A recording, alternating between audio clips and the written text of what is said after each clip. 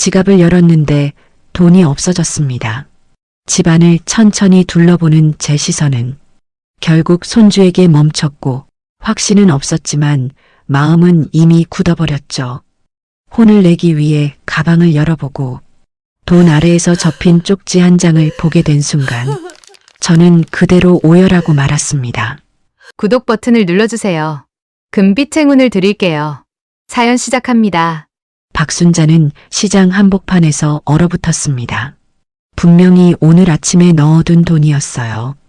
10,000원짜리 5장, 그러니까 50,000원이 지갑 안에 있었죠. 순자는 새벽 4시에 일어나 식당 설거지를 하고 받은 일당이었고 그 돈으로 오늘 시장에서 쌀과 계란을 사려고 했습니다. 그런데 지갑을 열어보니 10,000원짜리가 2장밖에 없었어요. 어머, 이게 뭐야? 순자의 손이 떨리기 시작했습니다. 혹시 자기가 잘못 센 건가 싶어서 지갑을 탈탈 털어봤지만 카드 한 장과 구겨진 1,000원짜리 몇 장만 나왔을 뿐이에요. 석 장이 통째로 사라진 거였죠. 쌀가게 사장이 순자를 빤히 쳐다봤습니다. 순자 씨, 왜 그래요? 안색이 안 좋네. 아, 아니에요. 잠깐만요. 순자는 황급히 가방을 뒤졌어요.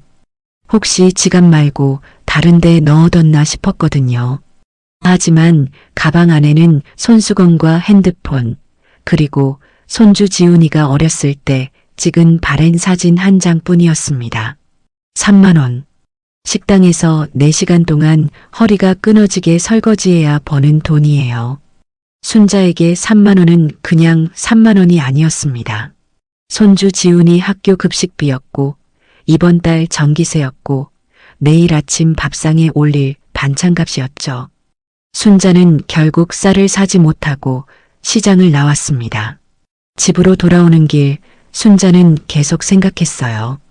도대체 돈이 어디로 간 걸까? 분명 아침에 지갑에 넣었는데 그 사이에 누가 손을 댄 걸까? 그때 문득 스치는 얼굴이 있었습니다. 지훈이. 순자는 고개를 저었어요. 아니야, 그럴 리가 없어. 지훈이는 그런 애가 아니야. 12살밖에 안 된 손주가 할머니 지갑에서 돈을 빼가다니 말도 안 되는 소리였죠. 하지만 생각해보니 이상한 점이 한두 가지가 아니었습니다. 지훈이가 요즘 부쩍 늦게 들어왔어요. 학교가 3시 반에 끝나는데 집에 오는 건 항상 6시가 넘어서였죠. 어디 갔다 오냐고 물어봐도 지훈이는 그냥이라고만 대답하고 방으로 들어가 버렸습니다. 그리고 순자는 며칠 전 지훈이의 손을 봤었어요. 손톱 밑이 새까맣게 물들어 있었고 손등에는 긁힌 상처가 여러 개 나 있었습니다. 뭐하다 그랬냐고 물었더니 지훈이는 손을 등 뒤로 숨기며 넘어졌어라고만 했죠. 순자는 그때 대수롭지 않게 넘겼습니다. 남자애들은 원래 뛰어다니다 넘어지기도 하고 흙을 만지며 놀기도 하니까요. 그런데 지금 생각하니 뭔가 이상했어요. 집에 도착하니 지훈이는 아직 학교에서 돌아오지 않은 상태였습니다. 순자는 현관문을 닫고 거실에 털썩 주저앉았어요. 눈이 침침해서 멀리 있는 것들이 잘 안 보였죠. 백내장이 오기 시작한 거라고 병원에서 들었지만 수술비가 없어서 그냥 버티고 있었습니다. 돈. 순자에게 돈은 항상 부족한 것이었어요. 5년 전 아들 내외가 교통사고로 세상을 떠났습니다. 비 오는 밤이었죠. 고속도로에서 화물차와 정면 충돌했고 2사람 모두 현장에서 숨졌어요. 순자는 그날 이후로 머리카락이 하얗게 샜습니다. 남은 건 7살짜리 손주 지훈이 뿐이었어요. 순자는 그때부터 이 악물고 살았습니다. 새벽에는 식당 설거지, 낮에는 반찬 가게, 저녁에는 아파트 청소까지. 60이 넘은 나이에 3가지 일을 하면서도 순자는 단 한 번도 지훈이 앞에서 힘들다는 말을 하지 않았어요. 남편 영호도 3년 전에 폐암으로 떠났습니다. 병원비를 대느라 가진 돈은 바닥났고 남은 건 작은 월세방과 영호의 외상값뿐이었죠. 그래도 순자는 버텼어요. 지훈이가 있으니까 그 아이만 건강하게 키우면 된다고, 그게 죽은 아들 내외에게 할 수 있는 유일한 도리라고 생각했거든요. 그런데 그 손주가 돈에 손을 댔다? 순자는 자기 생각이 무서웠습니다.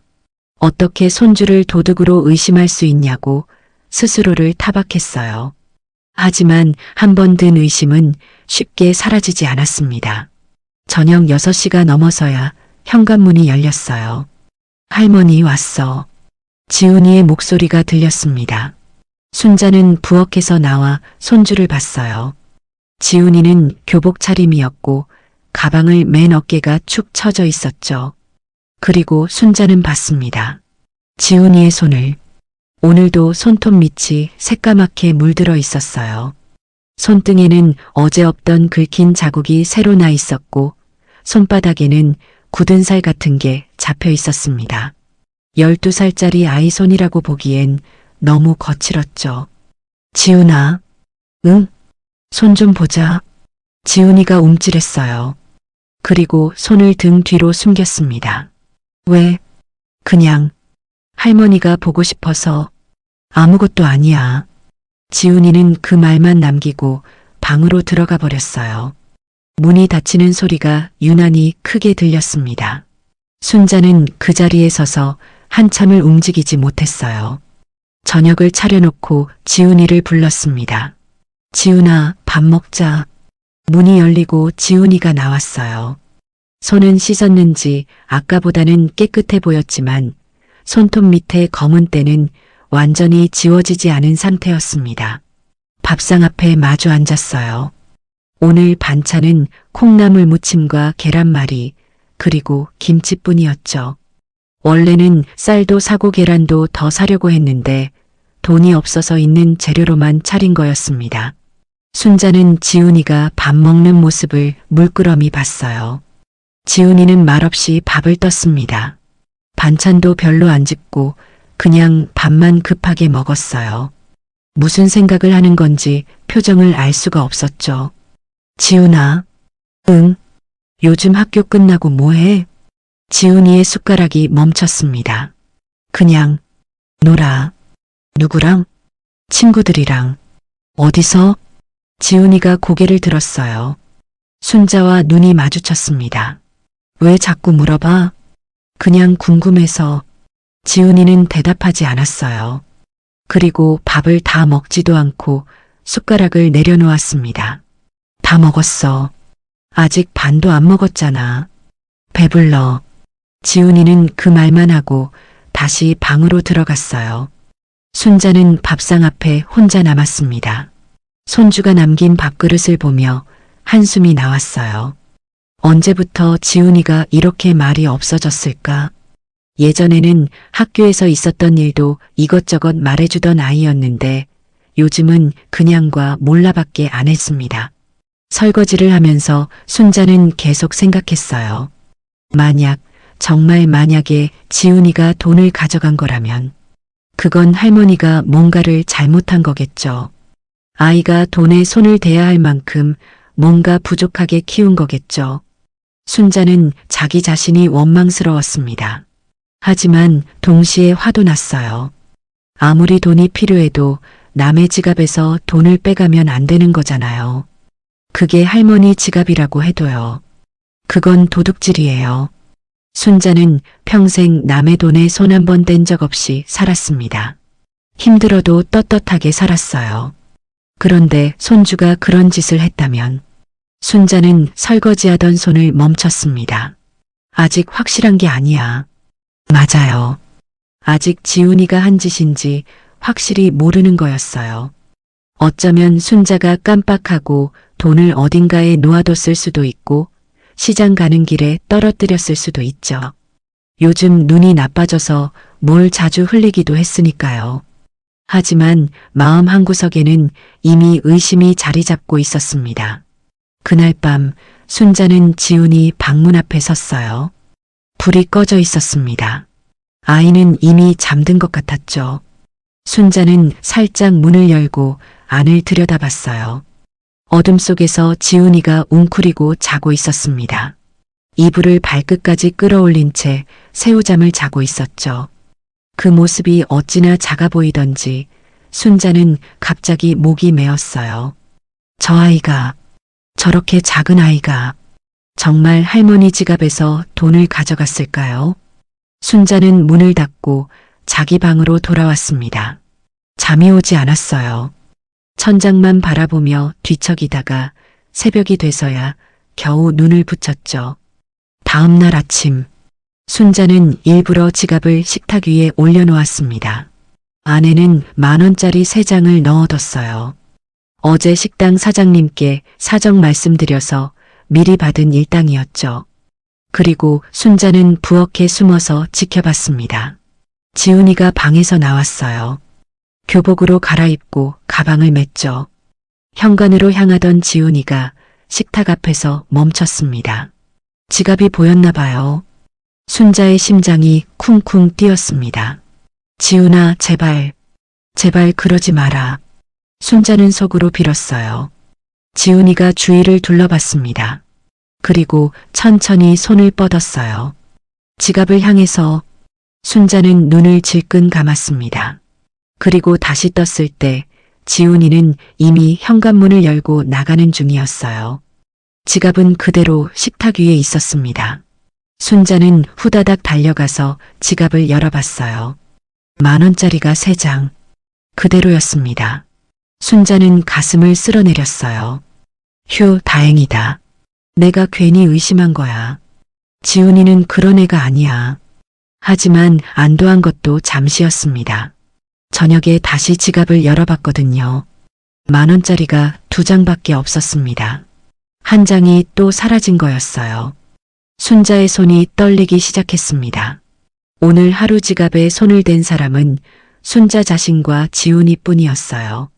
그리고 순자는 돈을 꺼낸 적이 없었죠. 그렇다면 순자는 지훈이 방문을 바라봤습니다. 이번엔 확실히 잡아야겠다고 순자는 결심했어요. 순자는 다음 날부터 지훈이를 유심히 관찰하기 시작했습니다. 아침마다 지훈이가 학교 갈 준비를 하는 모습을 지켜봤어요. 세수하는 모습, 밥 먹는 모습, 신발 신는 모습까지 하나하나 눈에 담았죠. 그러다 보니 예전에는 몰랐던 것들이 눈에 들어오기 시작했습니다. 지훈이의 손이 이상했어요. 12살짜리 아이 손이라고 하기엔 너무 거칠었습니다. 손바닥에는 굳은 살이 박혀 있었고 손등에는 긁힌 자국이 여러 개 나 있었죠. 특히 손톱 밑이 문제였어요. 아무리 씻어도 지워지지 않는 검은 때가 손톱과 살 사이에 끼어 있었습니다. 순자는 처음에 흙인 줄 알았어요. 남자애들은 원래 흙을 만지며 놀기도 하니까요. 하지만 매일 저녁 손을 씻는데도 그 검은 때가 사라지지 않는 게 이상했습니다. 그리고 손등의 상처도요. 어제 없던 상처가 오늘 새로 나 있고 그게 아물기도 전에 또 다른 상처가 생겼어요. 도대체 뭘 하고 다니는 걸까? 순자는 지훈이에게 물어보고 싶었지만 참았습니다. 물어봤자 그냥이라는 대답만 돌아올 게 뻔했거든요. 그래서 순자는 다른 방법을 쓰기로 했어요. 목욕탕? 일주일에 한 번 순자는 지훈이를 데리고 동네 목욕탕에 갔습니다. 남탕과 여탕이 나뉘어 있으니까 직접 볼 수는 없었지만 목욕탕에서 나온 지훈이의 몸 상태를 확인할 수는 있었죠. 그날도 목욕탕에 다녀왔어요. 지훈이가 탈의실에서 나왔을 때 순자는 손주의 팔을 붙잡았습니다. 반팔 티셔츠 아래로 드러난 팔뚝에 시퍼런 멍이 들어 있었거든요. 지훈아, 이게 뭐야?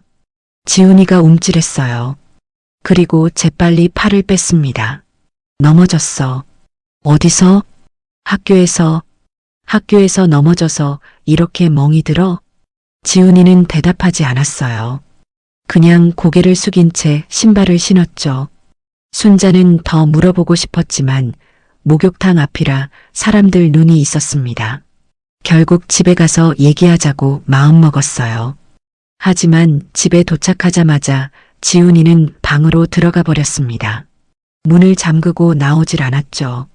순자는 밤새 잠을 이루지 못했어요. 손주 팔에 난 멍이 자꾸 눈앞에 아른거렸거든요. 학교에서 넘어져서 저런 멍이 들 리가 없었습니다. 누가 때린 거예요? 분명히 누군가한테 맞은 거죠. 혹시 싸움을 하고 다니는 건 아닐까? 순자는 그 생각이 들자 온몸에 소름이 돋았습니다. 지훈이가 불량한 아이들과 어울려 다니면서 싸움을 하고 그래서 돈이 필요한 건 아닐까? 요즘 뉴스를 보면 학교 폭력이 얼마나 심한데요. 일진들한테 돈을 뜯기는 아이들 이야기가 심심찮게 나왔습니다. 그런데 지훈이는 뜯기는 쪽이 아니라 뜯는 쪽인 건 아닐까? 순자는 자기 생각에 스스로 놀랐어요. 어떻게 손주를 그렇게 나쁘게 볼 수 있냐고 스스로를 타박했죠. 하지만 사라진 돈과 멍든 팔 그리고 검은 손톱 밑에 때가 자꾸 연결이 됐습니다. 지훈이가 나쁜 짓을 하고 다니는 거 아닐까? 순자는 이불을 뒤집어 쓰고 울었어요. 소리 없이 울었습니다. 지훈이가 들을까 봐요. 다음 날 아침 순자는 평소보다 일찍 일어났습니다. 식당 일을 나가기 전에 지훈이 방을 살짝 들여다봤어요. 아이는 아직 자고 있었죠. 이불을 걷어차고 대자로 누워 있었는데 잠든 얼굴은 여전히 어린아이 같았습니다. 순자는 문을 닫고 현관으로 향했어요. 그때 지훈이의 가방이 눈에 들어왔습니다. 현관 옆 신발장 위에 가방이 놓여 있었거든요. 순자는 잠시 망설였습니다. 가방을 열어볼까? 안에 뭐가 들었는지 확인해 볼까? 그러면 지훈이가 뭘 하고 다니는지 알 수 있을 텐데. 하지만 순자는 고개를 저었어요. 아무리 손주라도 남의 가방을 함부로 뒤지면 안 되는 거잖아요. 그건 도둑질이나 마찬가지라고 순자는 생각했습니다. 그래서 그냥 일하러 갔어요. 식당에서 설거지를 하는 내내 순자의 머릿속은 지훈이 생각뿐이었습니다. 접시를 닦으면서도 냄비를 헹구면서도 자꾸만 손주의 멍든 팔과 검은 손톱이 떠올랐죠. 점심시간이 됐을 때 식당 사장님이 말을 걸었어요. 순자 씨, 오늘 왜 이렇게 멍해? 아니에요. 그냥 좀 피곤해서요. 집에 무슨 일 있어? 순자는 대답하지 못했습니다. 손주가 도둑질을 하는 것 같다고, 나쁜 애들이랑 어울려 다니는 것 같다고 어떻게 남한테 말할 수가 있겠어요. 그건 순자 혼자 감당해야 할 짐이었습니다. 아니에요. 별일 없어요. 순자는 그렇게 대답하고 다시 설거지를 했어요. 오후 3시에 일이 끝났습니다. 순자는 일당을 받아서 지갑에 넣었어요. 10,000원짜리 3장이었죠. 그리고 집으로 돌아왔습니다. 집에 도착하니 지훈이는 아직 학교에서 돌아오지 않은 상태였어요. 3시 반에 수업이 끝나니까 4시쯤 오겠거니 했는데 5시가 돼도 지훈이는 오지 않았습니다. 6시, 7시, 순자는 불안해지기 시작했어요. 혹시 무슨 일이 생긴 건 아닐까? 사고가 난 건 아닐까? 5년 전 아들 내외가 사고로 떠난 뒤로 순자는 늦게 오는 가족을 기다리는 게 너무 무서웠습니다. 7시 반이 돼서야 현관문이 열렸어요. 지훈아. 순자가 달려갔습니다. 지훈이는 현관에 서 있었는데 얼굴이 흙투성이었어요. 교복 바지 무릎 부분이 찢어져 있었고 손에는 검은 때가 잔뜩 묻어 있었습니다. 이게 무슨 꼴이야? 순자의 목소리가 높아졌어요. 걱정이 분노로 바뀐 거였죠. 어디서 이러고 온 거야? 왜 이렇게 늦었어? 지훈이는 고개를 숙인 채 대답하지 않았습니다. 말을 해. 어디서 뭘 하다 온 거냐고. 그냥 놀다 왔어. 놀다 와서 옷이 이 꼴이야? 얼굴에 흙이 이렇게 묻어? 지훈이가 고개를 들었어요. 순자와 눈이 마주쳤습니다. 지훈이의 눈에 뭔가 복잡한 감정이 스쳐 지나갔지만 순자는 그걸 읽지 못했어요. 너무 화가 나 있었거든요. 손 봐. 손. 순자가 지훈이의 손을 확 잡았습니다. 손톱 밑에 검은 때가 잔뜩 끼어 있었고 손바닥은 굳은 살로 거칠어져 있었어요. 손등에는 새로 긁힌 상처가 나 있었죠. 이게 뭐야? 이게 대체 뭐냐고. 지훈이가 손을 빼려고 했지만 순자가 놓아주지 않았습니다. 싸움했지? 누구랑 싸웠어? 일진들이랑 어울려 다니는 거야? 아니야. 그럼 이게 뭔데? 이 손이 뭔데? 지훈이가 순자의 손을 뿌리쳤어요. 생각보다 센 힘이었습니다. 몰라. 지훈이는 그 말만 남기고 방으로 뛰어들어갔어요. 문이 쾅 닫혔고 잠금장치 돌아가는 소리가 들렸습니다. 순자는 닫힌 문 앞에 서서 한참을 움직이지 못했어요. 손주가 자신에게 대든 건 처음이었습니다. 손을 뿌리치고 소리를 지른 것도요. 예전에 지훈이는 그런 아이가 아니었어요. 말이 없고 무뚝뚝하긴 했지만 할머니한테 반항을 하지는 않았거든요. 그런데 요즘 지훈이는 완전히 달라졌습니다. 순자는 거실 소파에 털썩 주저앉았어요. 다리에 힘이 풀렸거든요. 눈앞이 침침해지면서 눈물이 났습니다. 내가 뭘 잘못한 걸까? 지훈이를 어떻게 키웠길래 이렇게 됐을까? 순자는 죽은 아들 내외에게 미안했어요. 너희 아들 잘 키우겠다고 약속해놓고 이게 뭐냐고. 손주가 나쁜 길로 빠지게 내버려둔 거냐고. 순자는 자기 자신을 원망했습니다. 한참을 울다가 순자는 정신을 차렸어요. 울기만 하면 안 되잖아요. 지훈이가 뭘 하고 다니는지 확실히 알아야 했습니다. 그래야 도와주든 혼을 내든 할 수 있으니까요. 순자는 핸드폰을 꺼냈어요. 그리고 학교에 전화를 해볼까 생각했습니다. 담임 선생님한테 물어보면 지훈이가 학교에서 어떻게 지내는지 알 수 있을 테니까요. 하지만 이 시간에 선생님이 학교에 계실 리가 없었어요. 이미 저녁 8시가 넘었거든요. 내일 아침에 전화해야겠다고 순자는 생각했습니다. 그때 핸드폰이 울렸어요.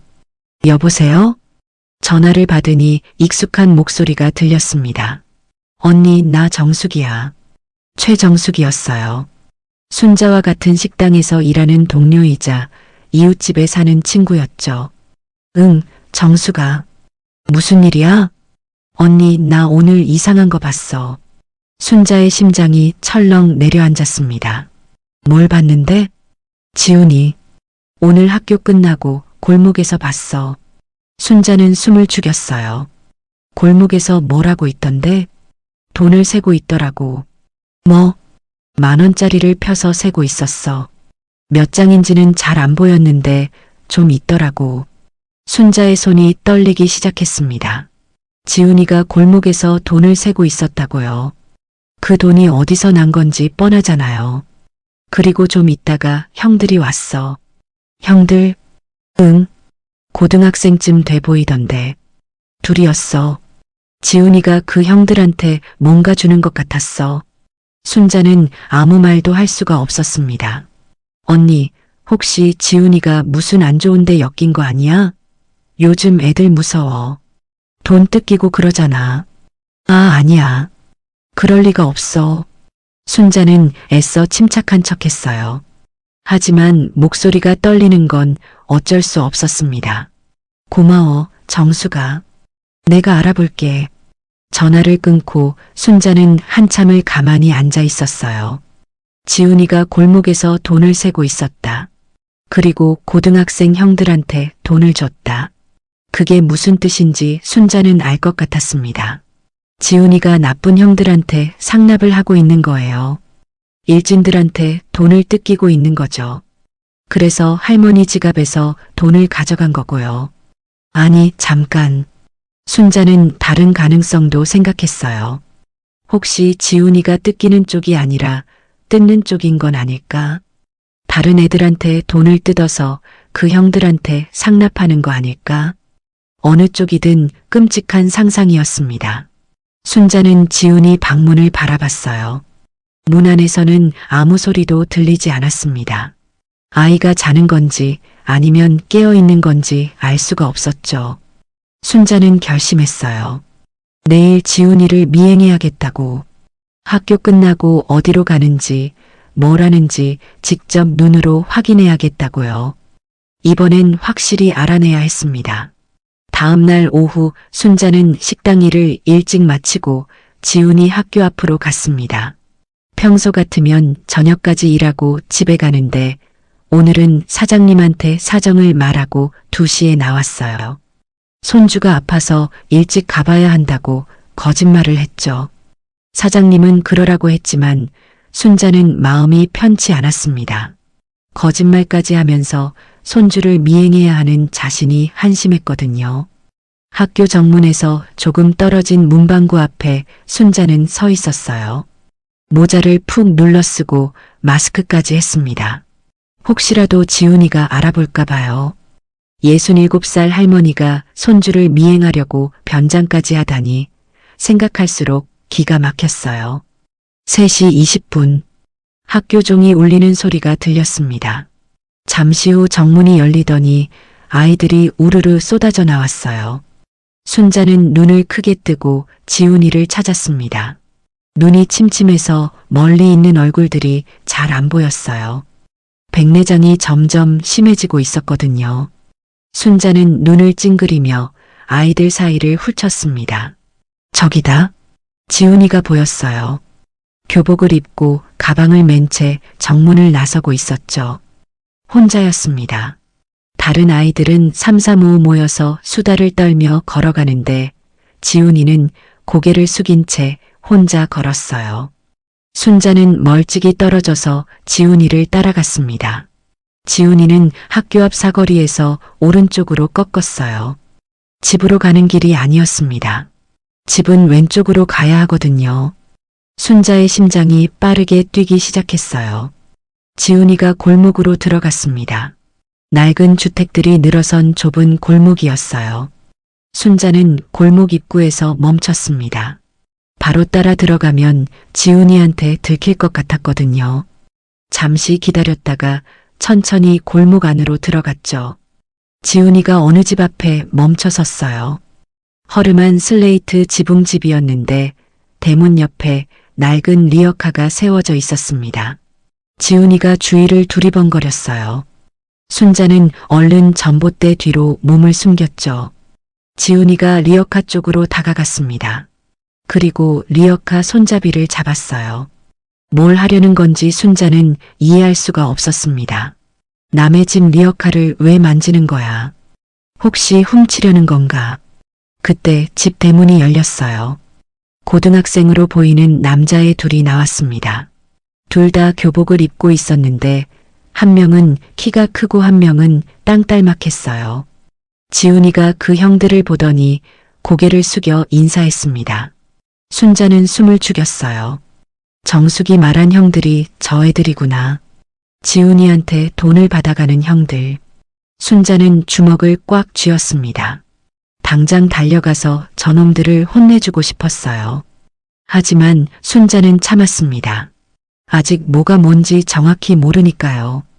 좀 더 지켜봐야 했어요. 키 큰 형이 지훈이한테 뭐라고 말했습니다. 거리가 멀어서 무슨 말인지 들리지 않았어요. 지훈이가 고개를 끄덕이더니 주머니에서 뭔가를 꺼냈습니다. 돈이었어요. 접힌 10,000원짜리가 지훈이 손에 들려 있었습니다. 한 장인지 2장인지는 멀어서 안 보였지만 분명히 돈이었어요. 지훈이가 그 돈을 키 큰 형한테 건넸습니다. 순자의 눈에서 눈물이 흘렀어요. 지훈이가 정말로 돈을 상납하고 있었습니다. 할머니 지갑에서 훔친 돈을 저 나쁜 놈들한테 갖다 바치고 있었어요. 순자는 너무 화가 나서 온몸이 떨렸습니다. 당장 달려가서 지훈이를 데려오고 싶었어요. 저놈들한테 소리를 지르고 싶었습니다. 우리 손주한테 뭔 짓이냐고 경찰에 신고할 거라고 말하고 싶었어요. 하지만 순자는 움직이지 못했습니다. 다리에 힘이 풀렸거든요. 눈물이 앞을 가려서 잘 보이지도 않았고요. 순자는 전봇대에 기대서 겨우 몸을 지탱했습니다. 그 사이에 상황이 바뀌었어요. 키 큰 형이 뭔가를 지훈이한테 건넸습니다. 열쇠 같은 거였어요. 지훈이가 그걸 받아서 리어카 쪽으로 갔습니다. 리어카에 달린 자물쇠를 열쇠로 열었어요. 그리고 지훈이가 리어카를 끌기 시작했습니다. 순자는 눈을 의심했어요. 지훈이가 리어카를 끌고 골목을 나가는 거였습니다. 형들은 그 자리에 서서 지훈이를 지켜봤어요. 이게 뭐지? 순자는 이해할 수가 없었습니다. 돈을 상납하는 거면 돈만 주고 끝나야 하는 거 아닌가요? 왜 리어카를 끌고 가는 거예요? 저걸로 뭘 하려는 거죠? 순자는 다시 지훈이를 따라가기로 했습니다. 지훈이가 리어카를 끌고 골목을 빠져나갔어요. 순자도 뒤따라갔죠. 지훈이는 큰 길로 나가더니 왼쪽으로 꺾었습니다. 시장 쪽이었어요. 리어카가 덜컹덜컹 소리를 내며 굴러갔습니다. 지훈이의 작은 체구가 리어카를 끄는 게 힘들어 보였어요. 오르막길이 나오면 온몸을 앞으로 기울이며 끌었죠. 내리막길에서는 리어카가 앞으로 튀어나가지 않게 잡느라 힘겹게 버텼습니다. 순자는 저도 모르게 손주 쪽으로 다가가고 있었어요. 도와주고 싶었거든요. 저렇게 힘들어하는 손주를 그냥 보고 있을 수가 없었습니다. 하지만 다가가면 들키잖아요. 순자는 발걸음을 멈추고 다시 거리를 유지했습니다. 지훈이가 시장 골목으로 들어갔어요. 장이 서는 날이 아니라서 시장은 한산했습니다. 가게 몇 개만 문을 열고 있었고 지나다니는 사람도 별로 없었죠. 지훈이는 시장을 가로질러 반대편 출구로 나갔습니다. 그리고 도착한 곳은 고물상이었어요. 낡은 철문에 녹이 슬어 있었고 마당에는 온갖 고물들이 쌓여 있었습니다. 냉장고, 세탁기, 에어컨 실외기, 그리고 산더미처럼 쌓인 종이 박스와 폐지들이요. 지훈이가 고물상 안으로 리어카를 끌고 들어갔습니다. 순자는 고물상 근처에 숨어서 지켜봤어요. 한참이 지나도 지훈이가 나오지 않았습니다. 안에서 뭘 하는 건지 궁금했지만 들어가 볼 수는 없었어요. 30분쯤 지났을까요? 지훈이가 고물상에서 나왔습니다. 리어카에는 폐지가 산더미처럼 쌓여 있었어요. 지훈이가 그 무거운 리어카를 끌고 고물상을 나섰습니다. 순자는 얼떨떨했어요. 폐지라고요. 지훈이가 폐지를 모으고 있었던 거예요. 고물상에서 폐지를 받아서 리어카에 싣고 나가는 거였죠. 잠깐, 그러면 아까 그 형들한테 준 돈은 뭐였을까? 순자는 생각했습니다. 리어카. 그래요, 리어카였어요. 지훈이는 리어카를 빌리려고 돈을 낸 거였습니다. 상납이 아니라 대여비였던 거예요. 하지만 그래도 이해가 안 됐어요. 왜 폐지를 모으는 건데? 12살짜리 아이가 학교 끝나고 폐지를 주워서 뭘 하려는 거야? 순자는 계속 지훈이를 따라갔습니다.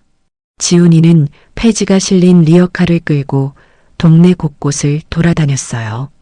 아파트 단지 뒤편에 가서 분리수거장을 뒤졌습니다.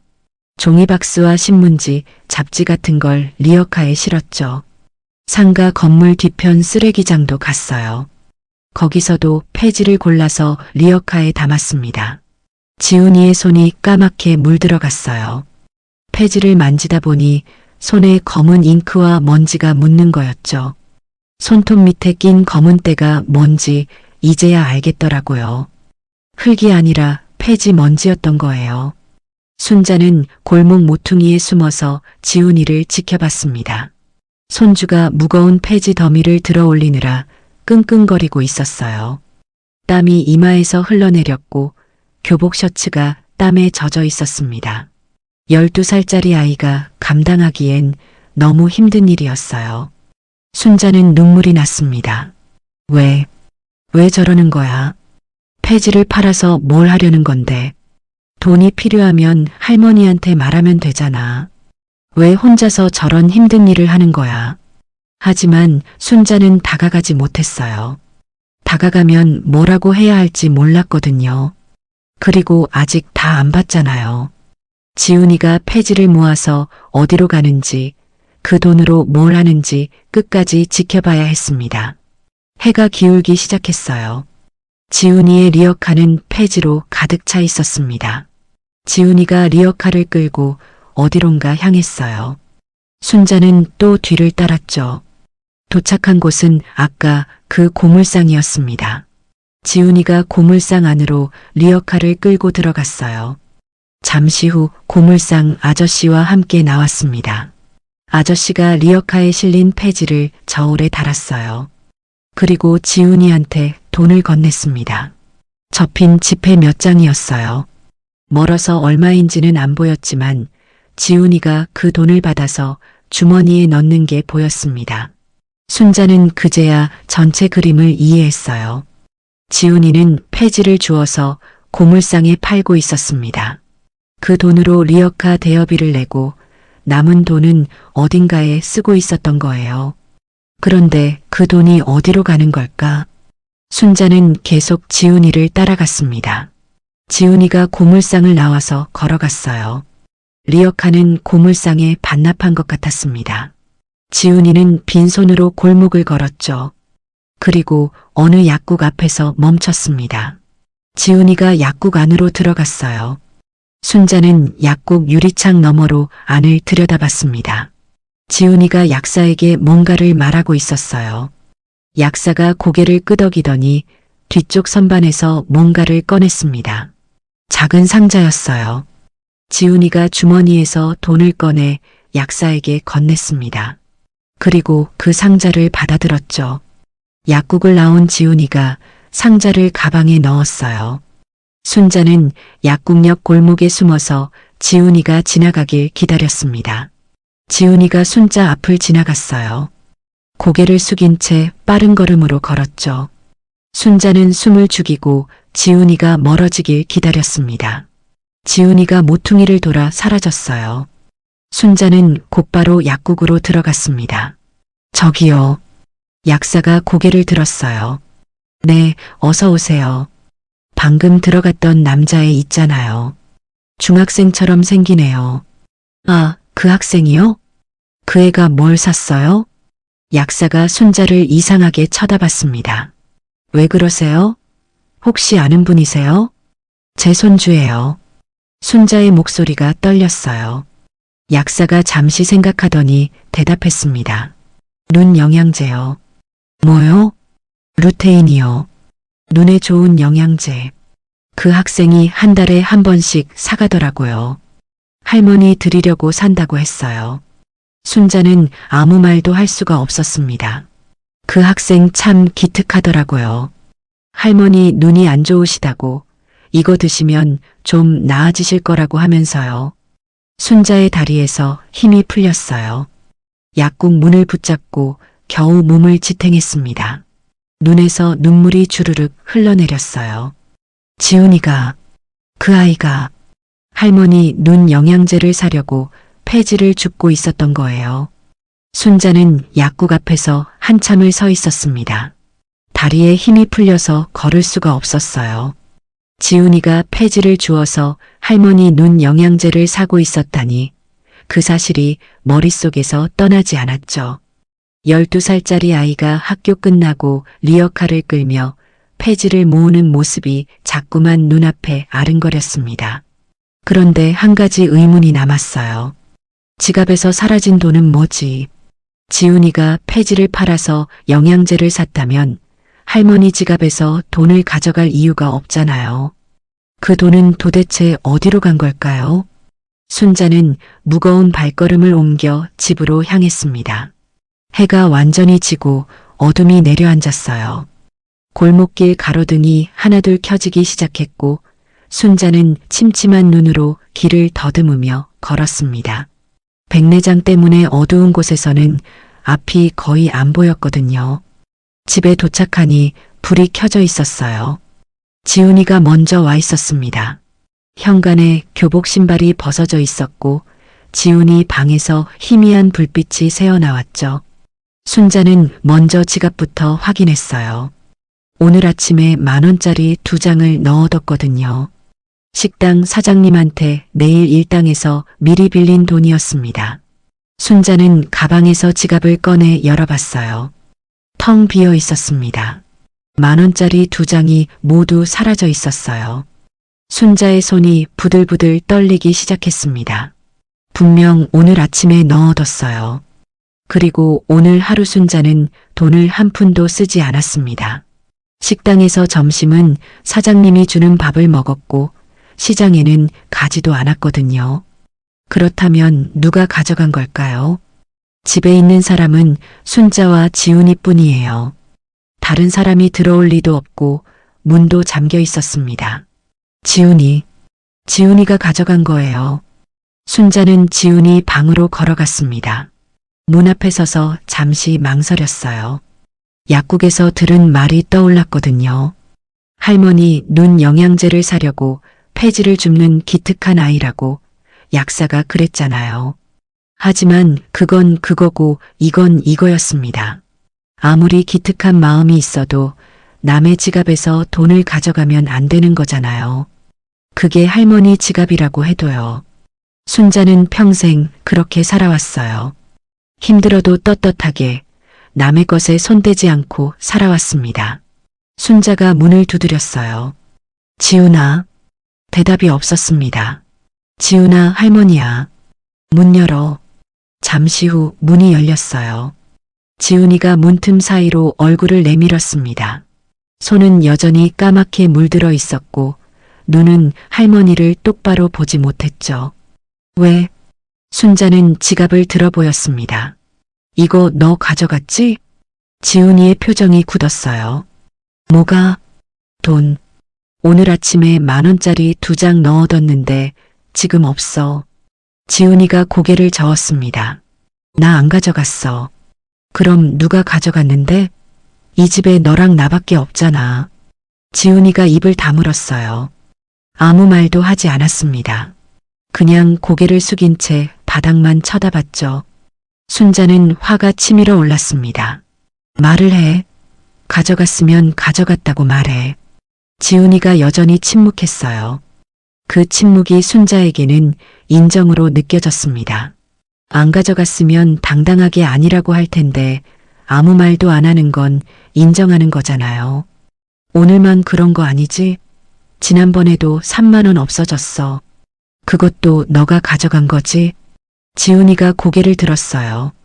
순자와 눈이 마주쳤습니다. 지훈이의 눈에 뭔가 복잡한 감정이 스쳐 지나갔어요. 억울함 같기도 하고 슬픔 같기도 했죠. 하지만 순자는 그걸 잊지 못했습니다.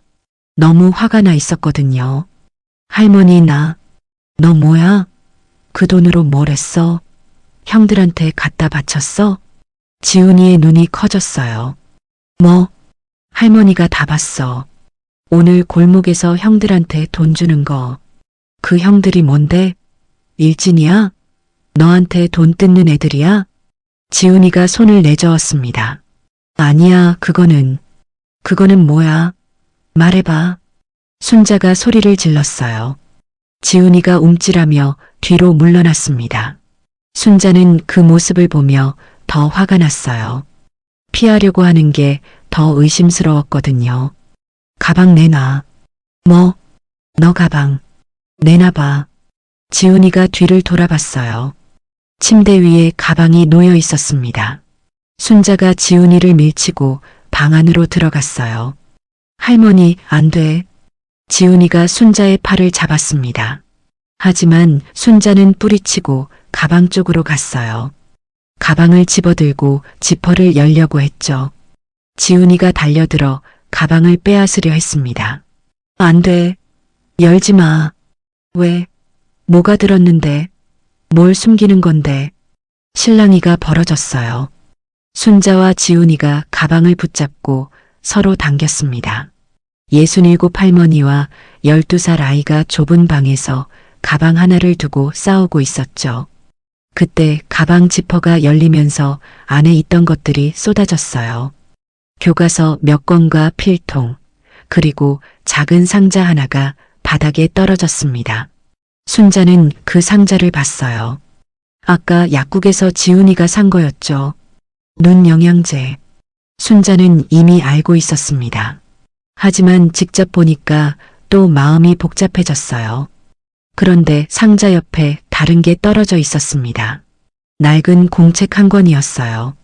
표지가 너덜너덜해진 공책이었는데 뭔가 익숙한 글씨가 보였습니다. 순자는 눈을 찡그리며 공책을 집어들었어요. 그리고 표지에 적힌 글씨를 읽었습니다. 외상장부. 남편 영호의 글씨였어요. 3년 전에 세상을 떠난 남편이 생전에 쓰던 글씨체였습니다. 순자의 손이 떨리기 시작했어요. 이게 왜 여기 있어? 지훈이가 아무 말도 하지 않았습니다. 순자가 공책을 펼쳤어요. 안에는 빽빽하게 뭔가가 적혀 있었습니다. 이름들과 금액들이요. 김신의 약국 3만 원, 박신의 정육점 5만 원, 이신의 쌀가게 7만 원. 남편이 생전에 외상으로 물건을 사고 갚지 못한 빚들이 적혀 있었어요. 순자는 이 장부를 알고 있었습니다. 남편이 죽기 전에 순자에게 미안하다고 했거든요. 병원비 대느라 빚을 많이 졌다고, 죽어서도 갚지 못해서 미안하다고 했어요. 순자는 그때 괜찮다고, 내가 갚으면 된다고 했습니다. 하지만 실제로는 갚지 못했어요. 손주 키우랴, 생활비 벌랴, 정신이 없었거든요. 외상값은 자꾸 미뤄졌고 언젠간 갚아야지 하면서 3년이 흘렀습니다. 순자는 그게 늘 마음에 걸렸어요. 그런데 이 장부가 왜 지훈이 가방에 있는 거죠? 순자가 장부를 넘겼습니다. 그리고 봤어요. 이름들 옆에 빨간 줄이 그어져 있었습니다. 김신의 약국 3만 원, 빨간 줄. 박신의 정육점 5만 원, 빨간 줄. 몇 군데 이름에 빨간 줄이 쳐져 있었고 그 옆에 삐뚤빼뚤한 글씨로 뭔가가 적혀 있었어요. 가품. 지훈이 글씨였습니다. 순자의 눈에서 눈물이 흘러내렸어요. 지훈이가, 이 아이가 할아버지 외상값을 갚고 있었던 거예요. 폐지를 주어서 번 돈으로 할아버지가 남긴 빚을 하나씩 갚고 있었던 겁니다. 순자는 장부를 든 채 그 자리에 주저앉았어요. 지훈아. 지훈이가 고개를 숙인 채 서 있었습니다. 할아버지가 그랬어. 돌아가시기 전에. 지훈이의 목소리가 작게 들렸어요. 할머니한테 빚 많이 남겨서 미안하다고. 지훈아, 너가 크면 할머니 대신 갚아줘라. 그래야 할아버지가 눈 감는다고. 순자의 가슴이 찢어지는 것 같았습니다. 그래서 폐지 주운 거야? 지훈이가 고개를 끄덕였어요. 근데 돈이 잘 안 모여. 하루에 2,000원밖에 못 벌어. 리어카 빌리는데 1,000원 내면 1,000원밖에 안 남아. 순자는 말을 잇지 못했습니다. 1,000원. 이 아이가 하루 종일 폐지를 주어서 버는 돈이 1,000원이었어요. 그 1,000원을 모아서 할아버지 외상값을 갚고 할머니 눈 영양제를 사고 있었던 겁니다. 그런데 순자는 이 아이를 도둑으로 몰았어요. 지갑에서 돈을 훔쳐가는 나쁜 아이라고 생각했습니다. 형들한테 상납하는 문제아라고 오해했어요. 지훈아, 그럼 지갑에서 사라진 돈은? 순자가 물었습니다. 지훈이가 고개를 들었어요. 그리고 천천히 말했습니다. 그거 할머니가 흘린 거야. 뭐? 할머니, 요즘 눈이 많이 안 좋잖아. 시장 갈 때 돈 자주 흘려. 나 몇 번 봤어. 지갑에서 돈 꺼내다가 바닥에 떨어뜨리는 거. 순자는 기억을 더듬었습니다. 확실히 요즘 손에 힘이 없어서 물건을 자주 떨어뜨렸어요. 눈도 침침해서 뭐가 떨어져도 잘 못 보고요. 그런데 설마 돈을 흘렸을 줄은 몰랐습니다. 나 그거 주워서 지갑에 다시 넣어뒀어. 할머니 몰래. 순자의 눈물이 멈추지 않았어요. 근데 왜 말 안 했어? 지훈이가 입술을 깨물었습니다. 말하면 할머니가 슬퍼할 것 같아서.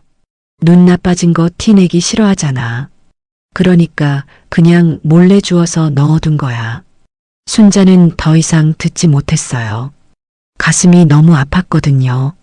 이 어린아이가 할머니 걱정에 할아버지 약속에 혼자서 이 무거운 짐을 지고 있었습니다. 아무한테도 말하지 않고요. 그런데 순자는 이 아이를 도둑이라고 생각했어요. 나쁜 아이라고 오해했습니다. 순자는 바닥에 주저앉은 채 얼굴을 감싸고 울었어요. 미안해. 지훈아, 할머니가 미안해. 지훈이가 다가왔습니다. 그리고 할머니 옆에 쪼그려 앉았어요. 할머니, 울지 마.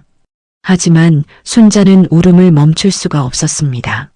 이 아이를 얼마나 오해했는지, 얼마나 못되게 대했는지 그 생각에 가슴이 미어졌거든요. 그런데 그때였어요. 순자의 눈에 뭔가가 보였습니다.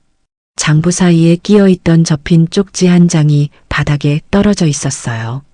순자가 그걸 집어들었습니다. 그리고 펼쳐봤어요.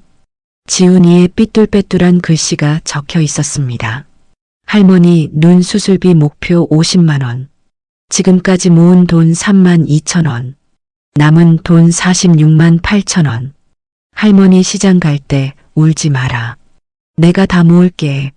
순자는 그 쪽지를 읽고 완전히 무너져 내렸습니다. 순자는 바닥에 주저앉은 채 울음을 멈출 수가 없었습니다. 손에 쥔 쪽지가 눈물에 젖어 글씨가 번졌어요. 할머니 시장 갈 때 울지 마라. 내가 다 모을게. 12살짜리 아이가 쓴 그 글씨가 순자의 가슴을 찢어 놓았습니다. 지훈이가 순자 옆에 쪼그려 앉아 있었어요. 할머니, 울지 마. 왜 울어? 순자는 대답할 수가 없었습니다. 목이 메어서 말이 안 나왔거든요. 그냥 손으로 얼굴을 감싼 채 어깨를 들썩이며 울었어요. 지훈이가 순자의 등을 쓰다듬었습니다. 할머니, 나 괜찮아. 울지 마. 그 말이 순자를 더 울게 만들었어요. 괜찮다고요. 이 아이가 괜찮다고요. 학교 끝나고 폐지를 주우며 손이 거칠어지고 무거운 리어카를 끌며 어깨가 축 처지고 그러면서도 할머니한테 아무 말 안 하고 혼자 버텼는데요. 그게 어떻게 괜찮은 거예요? 순자는 문득 며칠 전 일이 떠올랐습니다. 지훈이가 늦게 들어온 날이었어요. 얼굴에 흙이 묻어 있었고 교복바지 무릎이 찢어져 있었죠. 순자는 그날 지훈이한테 소리를 질렀습니다. 어디서 이러고 다니냐고, 싸움하고 다니는 거냐고요. 지훈이는 아무 말도 안 했어요. 그냥 고개를 숙이고 서 있었죠. 순자는 그게 더 화가 났습니다. 말을 안 하는 게 인정하는 거라고 생각했거든요. 그래서 순자는 매를 들었어요. 빨래 건조대에 걸려있던 옷걸이를 집어들었습니다. 플라스틱 옷걸이였는데 순자는 그걸로 지훈이 종아리를 때렸어요. 말을 해. 뭘 하고 다닌 거야? 찰싹. 지훈이가 움찔했지만 소리를 지르지 않았습니다. 형들한테 돈 주는 거 다 봤어. 그 돈 어디서 났어? 찰싹. 순자가 또 때렸어요. 지훈이의 종아리에 빨간 줄이 생겼습니다. 가방 내놔. 가방에 뭐 들었어? 순자가 지훈이 가방을 잡아당겼어요. 지훈이가 가방을 꽉 쥐고 놓지 않았습니다. 나. 순자가 소리를 질렀어요. 지훈이는 그래도 가방을 놓지 않았죠. 순자는 옷걸이를 다시 들어 올렸습니다. 이것도 안 나? 찰싹. 세 번째 매가 지훈이 팔에 떨어졌어요. 지훈이가 그제야 가방을 놓았습니다. 순자가 가방을 빼앗아 열려고 하는데 지훈이가 갑자기 말했어요. 때려도 돼. 순자가 멈췄습니다. 때려도 되니까 가방은 열지 마. 지훈이의 목소리가 떨리고 있었어요. 고개를 숙이고 있어서 표정은 안 보였지만 어깨가 미세하게 떨리는 게 보였습니다. 뭐? 가방 안에 할머니 거 있어. 할머니가 보면 안 돼. 순자는 이해할 수가 없었어요. 할머니 거라니. 가방 안에 할머니 게 왜 있어? 훔친 거야? 뭘 훔쳤어? 뭘 또 훔친 거야? 순자가 가방 지퍼를 열려고 했어요. 지훈이가 달려들어서 가방을 붙잡았습니다. 순자가 지훈이를 밀쳤어요. 12살짜리 아이가 뒤로 넘어졌습니다. 도둑놈! 순자가 소리를 질렀어요. 그 말이 입에서 나오는 순간 지훈이의 얼굴이 일그러졌습니다. 울음을 참으려는 것 같았어요. 하지만 지훈이는 울지 않았습니다. 그냥 바닥에 넘어진 채 순자를 올려다봤죠. 그 눈빛을 순자는 평생 잊을 수가 없을 거예요. 억울함과 슬픔, 그리고 뭔가 체념 같은 게 섞인 눈빛이었습니다. 할머니한테 도둑놈 소리를 들은 손주의 눈빛이었어요. 지훈이가 천천히 일어났습니다. 가방 안 열게. 대신 나 방에 있을게. 지훈이는 그 말만 하고 방으로 들어갔어요. 문을 닫고 잠갔습니다. 순자는 닫힌 문 앞에 서서 가방을 들고 있었어요. 열어볼까 말까 망설이다가 결국 열지 않았습니다. 지훈이가 저렇게까지 말리는 데는 이유가 있을 거라고 생각했거든요. 그날 밤 지훈이는 방에서 나오지 않았어요. 저녁도 안 먹었습니다. 순자가 문을 두드리며 밥 먹으라고 했지만 대답이 없었어요. 순자는 문 앞에 밥상을 놓아두고 자기 방으로 갔습니다. 다음 날 아침 밥상은 그대로였어요. 지훈이가 한 숟갈도 안 먹은 거였죠. 순자는 그제야 좀 미안해졌습니다. 너무 심하게 혼냈나 싶었어요. 하지만 그래도 도둑질은 안 되는 거잖아요. 순자는 자기가 옳다고 생각했습니다. 그때는요. 지금 생각하면 미쳐버릴 것 같았어요. 그날 지훈이 가방 안에는 할머니 눈 영양제가 들어 있었습니다. 폐지 주워서 번 돈으로 산 영양제요. 그리고 할아버지 외상 장부도 있었어요. 하나씩 빚을 갚아나가고 있었던 거죠. 지훈이는 그걸 지키려고 매를 맞았어요. 할머니가 보면 슬퍼할까봐, 할머니 몰래 하던 일이 들킬까봐 매를 맞으면서도 가방을 지켰습니다. 그런데 순자는 그 아이를 도둑놈이라고 불렀어요. 순자의 울음이 더 커졌습니다. 미안해. 지훈아, 할머니가 미안해. 순자가 지훈이를 끌어안았어요. 작은 몸이 순자의 품에 안겼습니다. 지훈이의 몸에서 땀 냄새와 먼지 냄새가 났어요. 하루 종일 폐지를 줍고 온 아이의 냄새였죠. 그때 때려서 미안해. 도둑놈이라고 해서 미안해. 순자가 지훈이의 등을 쓸어내리며 말했습니다. 할머니가 몰랐어. 너가 그런 줄 몰랐어. 지훈이가 순자의 품에서 고개를 들었어요. 할머니, 괜찮아. 나 안 아팠어. 거짓말인 거 순자도 알았습니다. 옷걸이로 맞으면 아프거든요. 종아리에 빨간 줄이 생길 정도로 때렸는데 안 아플 리가 없죠. 아팠지. 많이 아팠지. 순자가 지훈이의 얼굴을 두 손으로 감쌌어요. 눈물이 흐르는 손으로 손주의 볼을 만졌습니다. 할머니가 미쳤었어. 눈이 멀었어. 너가 그런 애가 아닌 거 알면서도 의심했어. 지훈이가 고개를 저었어요. 할머니 잘못 아니야. 내가 말을 안 해서 그런 거야. 아니야. 너의 잘못 아니야. 순자가 단호하게 말했습니다. 할머니가 물어봤어야지. 왜 그러냐고, 무슨 일 있냐고 제대로 물어봤어야지. 그냥 도둑이라고 몰아세우면 안 되는 거였어. 순자는 자기 자신이 너무 부끄러웠어요. 67년을 살면서 이렇게 부끄러운 적이 없었습니다.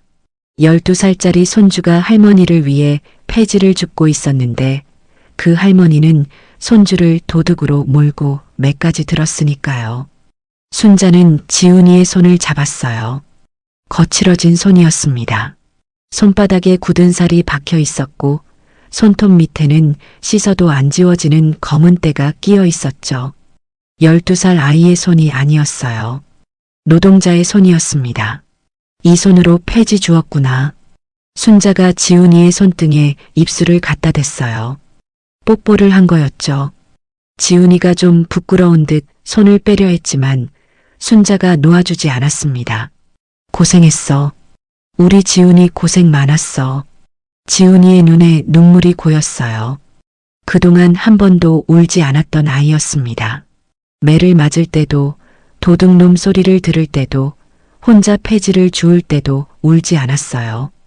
그런데 할머니가 고생했다고 하니까 눈물이 나는 거였죠.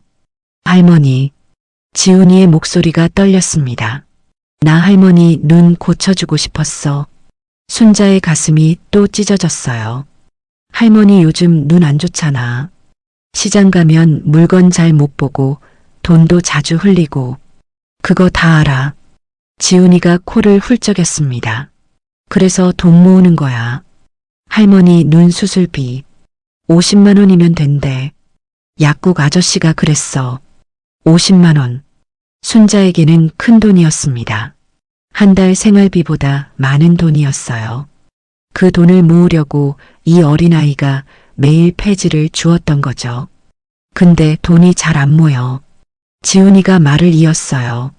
하루에 1,000원밖에 못 벌어. 1,000원씩 모으면 500일걸요. 1년 넘게 걸리는 거야. 순자는 말을 잇지 못했습니다. 그래서 더 열심히 해야 돼. 할머니 눈이 더 나빠지기 전에 수술받게 해줘야 해. 지훈이가 순자의 손을 꽉 잡았어요. 할머니, 조금만 기다려. 내가 꼭 모을게. 순자는 그 말을 듣고 완전히 무너졌습니다. 이 아이가 왜 이래야 하는 거죠? 12살밖에 안 된 아이가 왜 할머니 수술비를 걱정해야 하는 거예요? 그건 어른이 할 일이잖아요. 할머니인 순자가 해야 할 일이지 손주가 할 일이 아니잖아요. 순자는 지훈이를 다시 끌어안았어요. 됐어. 그만해. 응? 폐지 줍는 거 그만해. 할머니 눈은 할머니가 알아서 할게. 지훈이가 고개를 저었습니다. 싫어. 나 계속 할 거야. 안 돼. 너는 학생이야. 공부해야지. 공부도 해. 폐지는 학교 끝나고 하는 거야. 순자가 지훈이의 어깨를 잡았어요. 지훈아 들어. 할머니가 돈 벌 수 있어. 일 더 하면 돼. 너가 이런 거 안 해도 돼. 지훈이가 입술을 꽉 깨물었습니다. 할머니 이미 3개나 하잖아. 새벽에 식당, 낮에 반찬 가게, 저녁에 청소. 더하면 쓰러져. 순자는 할 말이 없었어요. 지훈이가 다 알고 있었습니다. 할머니가 얼마나 힘들게 일하는지, 몸이 얼마나 안 좋은지. 그래서 이 아이가 자기 힘으로 뭔가 하려고 했던 거예요. 순자의 눈에서 또 눈물이 흘렀습니다. 그래도 안 돼. 넌 아직 어려. 안 어려. 나 힘세. 지훈이가 팔에 힘을 주며 말했어요.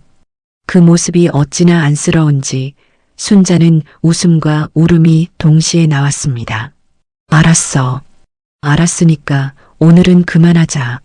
순자가 지훈이의 머리를 쓰다듬었어요. 배고프지? 저녁 먹자. 할머니가 맛있는 거 해줄게. 지훈이가 고개를 끄덕였습니다. 나 삼겹살 먹고 싶어. 삼겹살? 순자가 눈을 깜빡였어요. 지훈이가 삼겹살을 먹고 싶다고 말한 게 언제였는지 기억이 안 났습니다. 이 아이는 항상 뭘 먹고 싶냐고 물어봐도 아무거나 괜찮다고만 했거든요.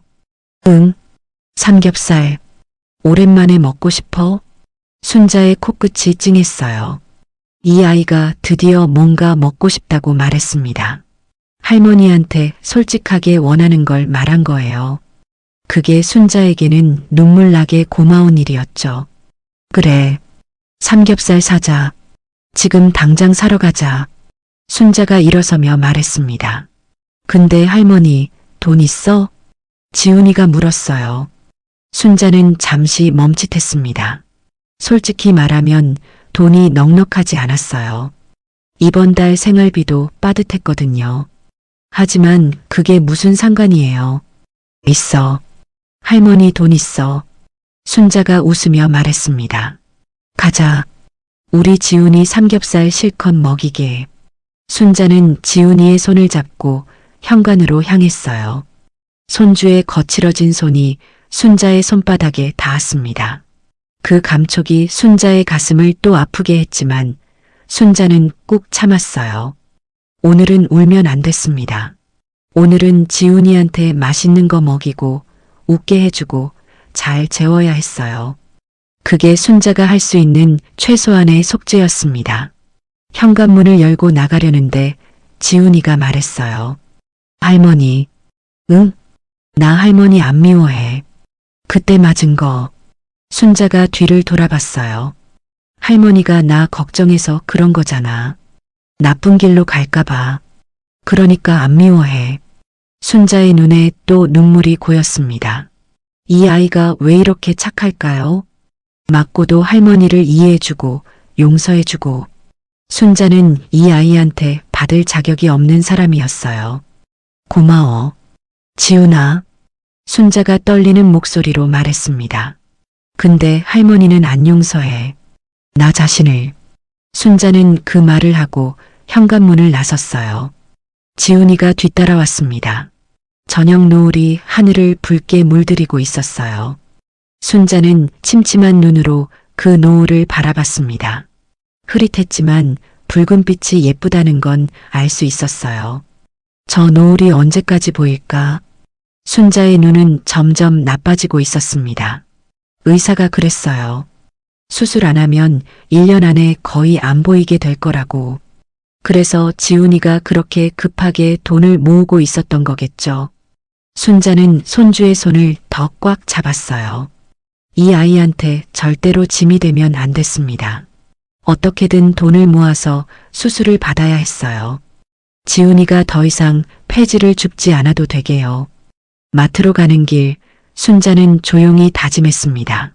그날 밤 삼겹살을 실컷 먹었습니다.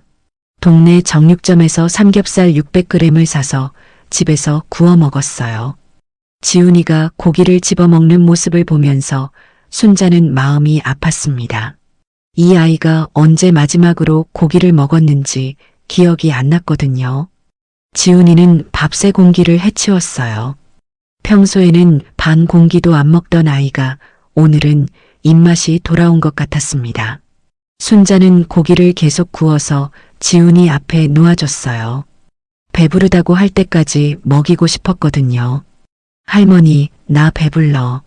지훈이가 숟가락을 내려놓으며 말했습니다. 정말? 더 안 먹어? 응. 진짜 배불러. 터질 것 같아. 지훈이가 배를 두드리며 웃었어요. 오랜만에 보는 웃음이었습니다. 순자는 그 웃음을 보며 눈물이 날 것 같았지만 꾹 참았어요. 설거지를 하고 지훈이를 재웠습니다. 할머니, 오늘 고마워. 삼겹살 맛있었어. 지훈이가 이불을 덮으며 말했어요. 순자는 손주의 이마를 쓸어내렸습니다. 땀에 젖은 머리카락이 이마에 달라붙어 있었죠. 내일부터 폐지 줍지 마. 알았지? 지훈이가 고개를 끄덕였습니다. 너가 힘든 거 할머니가 다 알았어. 이제 그만해. 할머니가 알아서 할게. 지훈이가 대답 대신 순자의 손을 잡았어요. 작은 손이었는데 굳은 살 때문에 거칠게 느껴졌습니다. 할머니 사랑해. 순자의 가슴이 뜨거워졌어요. 나도 사랑해. 우리 지훈이. 지훈이가 눈을 감았습니다. 순자는 손주가 잠들 때까지 옆에 앉아 있었어요. 지훈이의 숨소리가 고르게 들리기 시작했을 때 순자는 조용히 방을 나왔습니다. 거실에 앉아서 한숨을 내쉬었어요. 오늘 하루가 너무 길었습니다.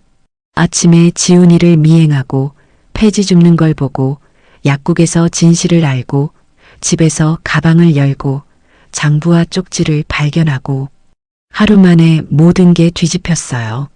순자는 식탁 위에 놓인 쪽지를 다시 펼쳤습니다. 할머니 눈 수술비 목표 50만 원. 지금까지 모은 돈 3만 2천 원. 할머니 시장 갈 때 울지 마라. 내가 다 모을게. 12살짜리 아이가 쓴 글씨였어요. 삐뚤빼뚤하고 맞춤법도 틀린 데가 있었지만 그 글씨 하나하나에 손주의 마음이 담겨 있었습니다. 순자는 쪽지를 품에 안고 울었어요. 소리 없이 울었습니다. 지훈이가 깰까 봐요. 어깨를 들썩이며 한참을 울다가 겨우 눈물을 닦았어요. 이 아이를 어떻게 해야 할까? 폐지 줍지 말라고 했지만 지훈이가 들을 것 같지 않았습니다. 이 아이는 고집이 있었거든요. 무뚝뚝하고 말이 없지만 한번 결심하면 끝까지 하는 성격이었어요. 순자는 할아버지 외상 장부를 펼쳤습니다. 빨간 줄이 그어진 이름들을 봤어요. 김신의 약국 3만 원, 박신의 정육점 5만 원. 지훈이가 갚은 빚들이었죠. 12살짜리가 폐지를 주어서 1,000원, 2,000원씩 모아서 갚은 거예요. 장부를 넘기니까 아직 빨간 줄이 안 그어진 이름들이 보였습니다. 이신의 쌀가게 7만 원, 최신의 반찬가게 4만 원, 정신의 고물상 2만 원. 정신의 고물상. 순자는 그 이름을 보며 생각했어요. 오늘 지훈이가 폐지를 팔러 갔던 곳이 고물상이었죠. 그 고물상에도 외상이 있었던 거예요. 근데 이상했습니다. 남편 영호가 고물상에 무슨 외상이 있었을까요? 고물상은 물건을 파는 곳이 아니라 사는 곳인데요. 순자는 기억을 더듬어 봤지만 떠오르는 게 없었어요. 내일 가봐야겠다. 순자는 그렇게 마음먹고 잠자리에 들었습니다. 다음 날 아침 지훈이를 학교에 보내고 순자는 고물상으로 향했어요. 어제 지훈이를 미행하면서 봤던 그 고물상이었습니다. 낡은 철문에 녹이 슬어 있었고 마당에는 온갖 고물들이 쌓여 있었죠. 냉장고, 세탁기, 폐지 더미가 어지럽게 널려 있었어요. 순자가 고물상 안으로 들어갔습니다. 저기요, 사장님 계세요? 안쪽에서 50대쯤 되어 보이는 남자가 나왔어요. 작업복을 입고 있었고 손에는 기름때가 묻어 있었습니다. 네, 뭘 가져오셨어요? 아, 저 파는 건 아니고요. 여쭤볼 게 있어서요. 남자가 순자를 빤히 쳐다봤어요. 혹시 김지훈 할머니세요? 순자가 깜짝 놀랐습니다. 네, 어떻게 아세요? 아, 지훈이가 사진 보여줬거든요. 할머니 사진이요. 눈 수술 시켜드릴 거라고 하면서 순자의 가슴이 철렁 내려앉았어요. 그 얘기까지 했어요? 네. 그 녀석이 여기 맨날 오거든요. 한 석 달 됐나? 처음에 리어카 끌고 왔을 때는 폐지가 얼마 없었어요. 몸이 작으니까 많이 못 씻더라고요. 남자가 안쪽으로 들어가며 손짓했습니다. 들어오세요. 서서 얘기하기 뭐하니까. 순자가 고물상 안으로 따라 들어갔어요. 구석에 낡은 의자 2개가 있었고 남자가 순자에게 앉으라고 했습니다. 근데 그 녀석 진짜 대단해요. 남자가 말을 이었어요. 보통 폐지 줍는 어르신들도 힘들어서 쉬엄쉬엄 하거든요. 근데 그 녀석은 매일 왔어요. 비 오는 날 빼고는 하루도 안 빠지고.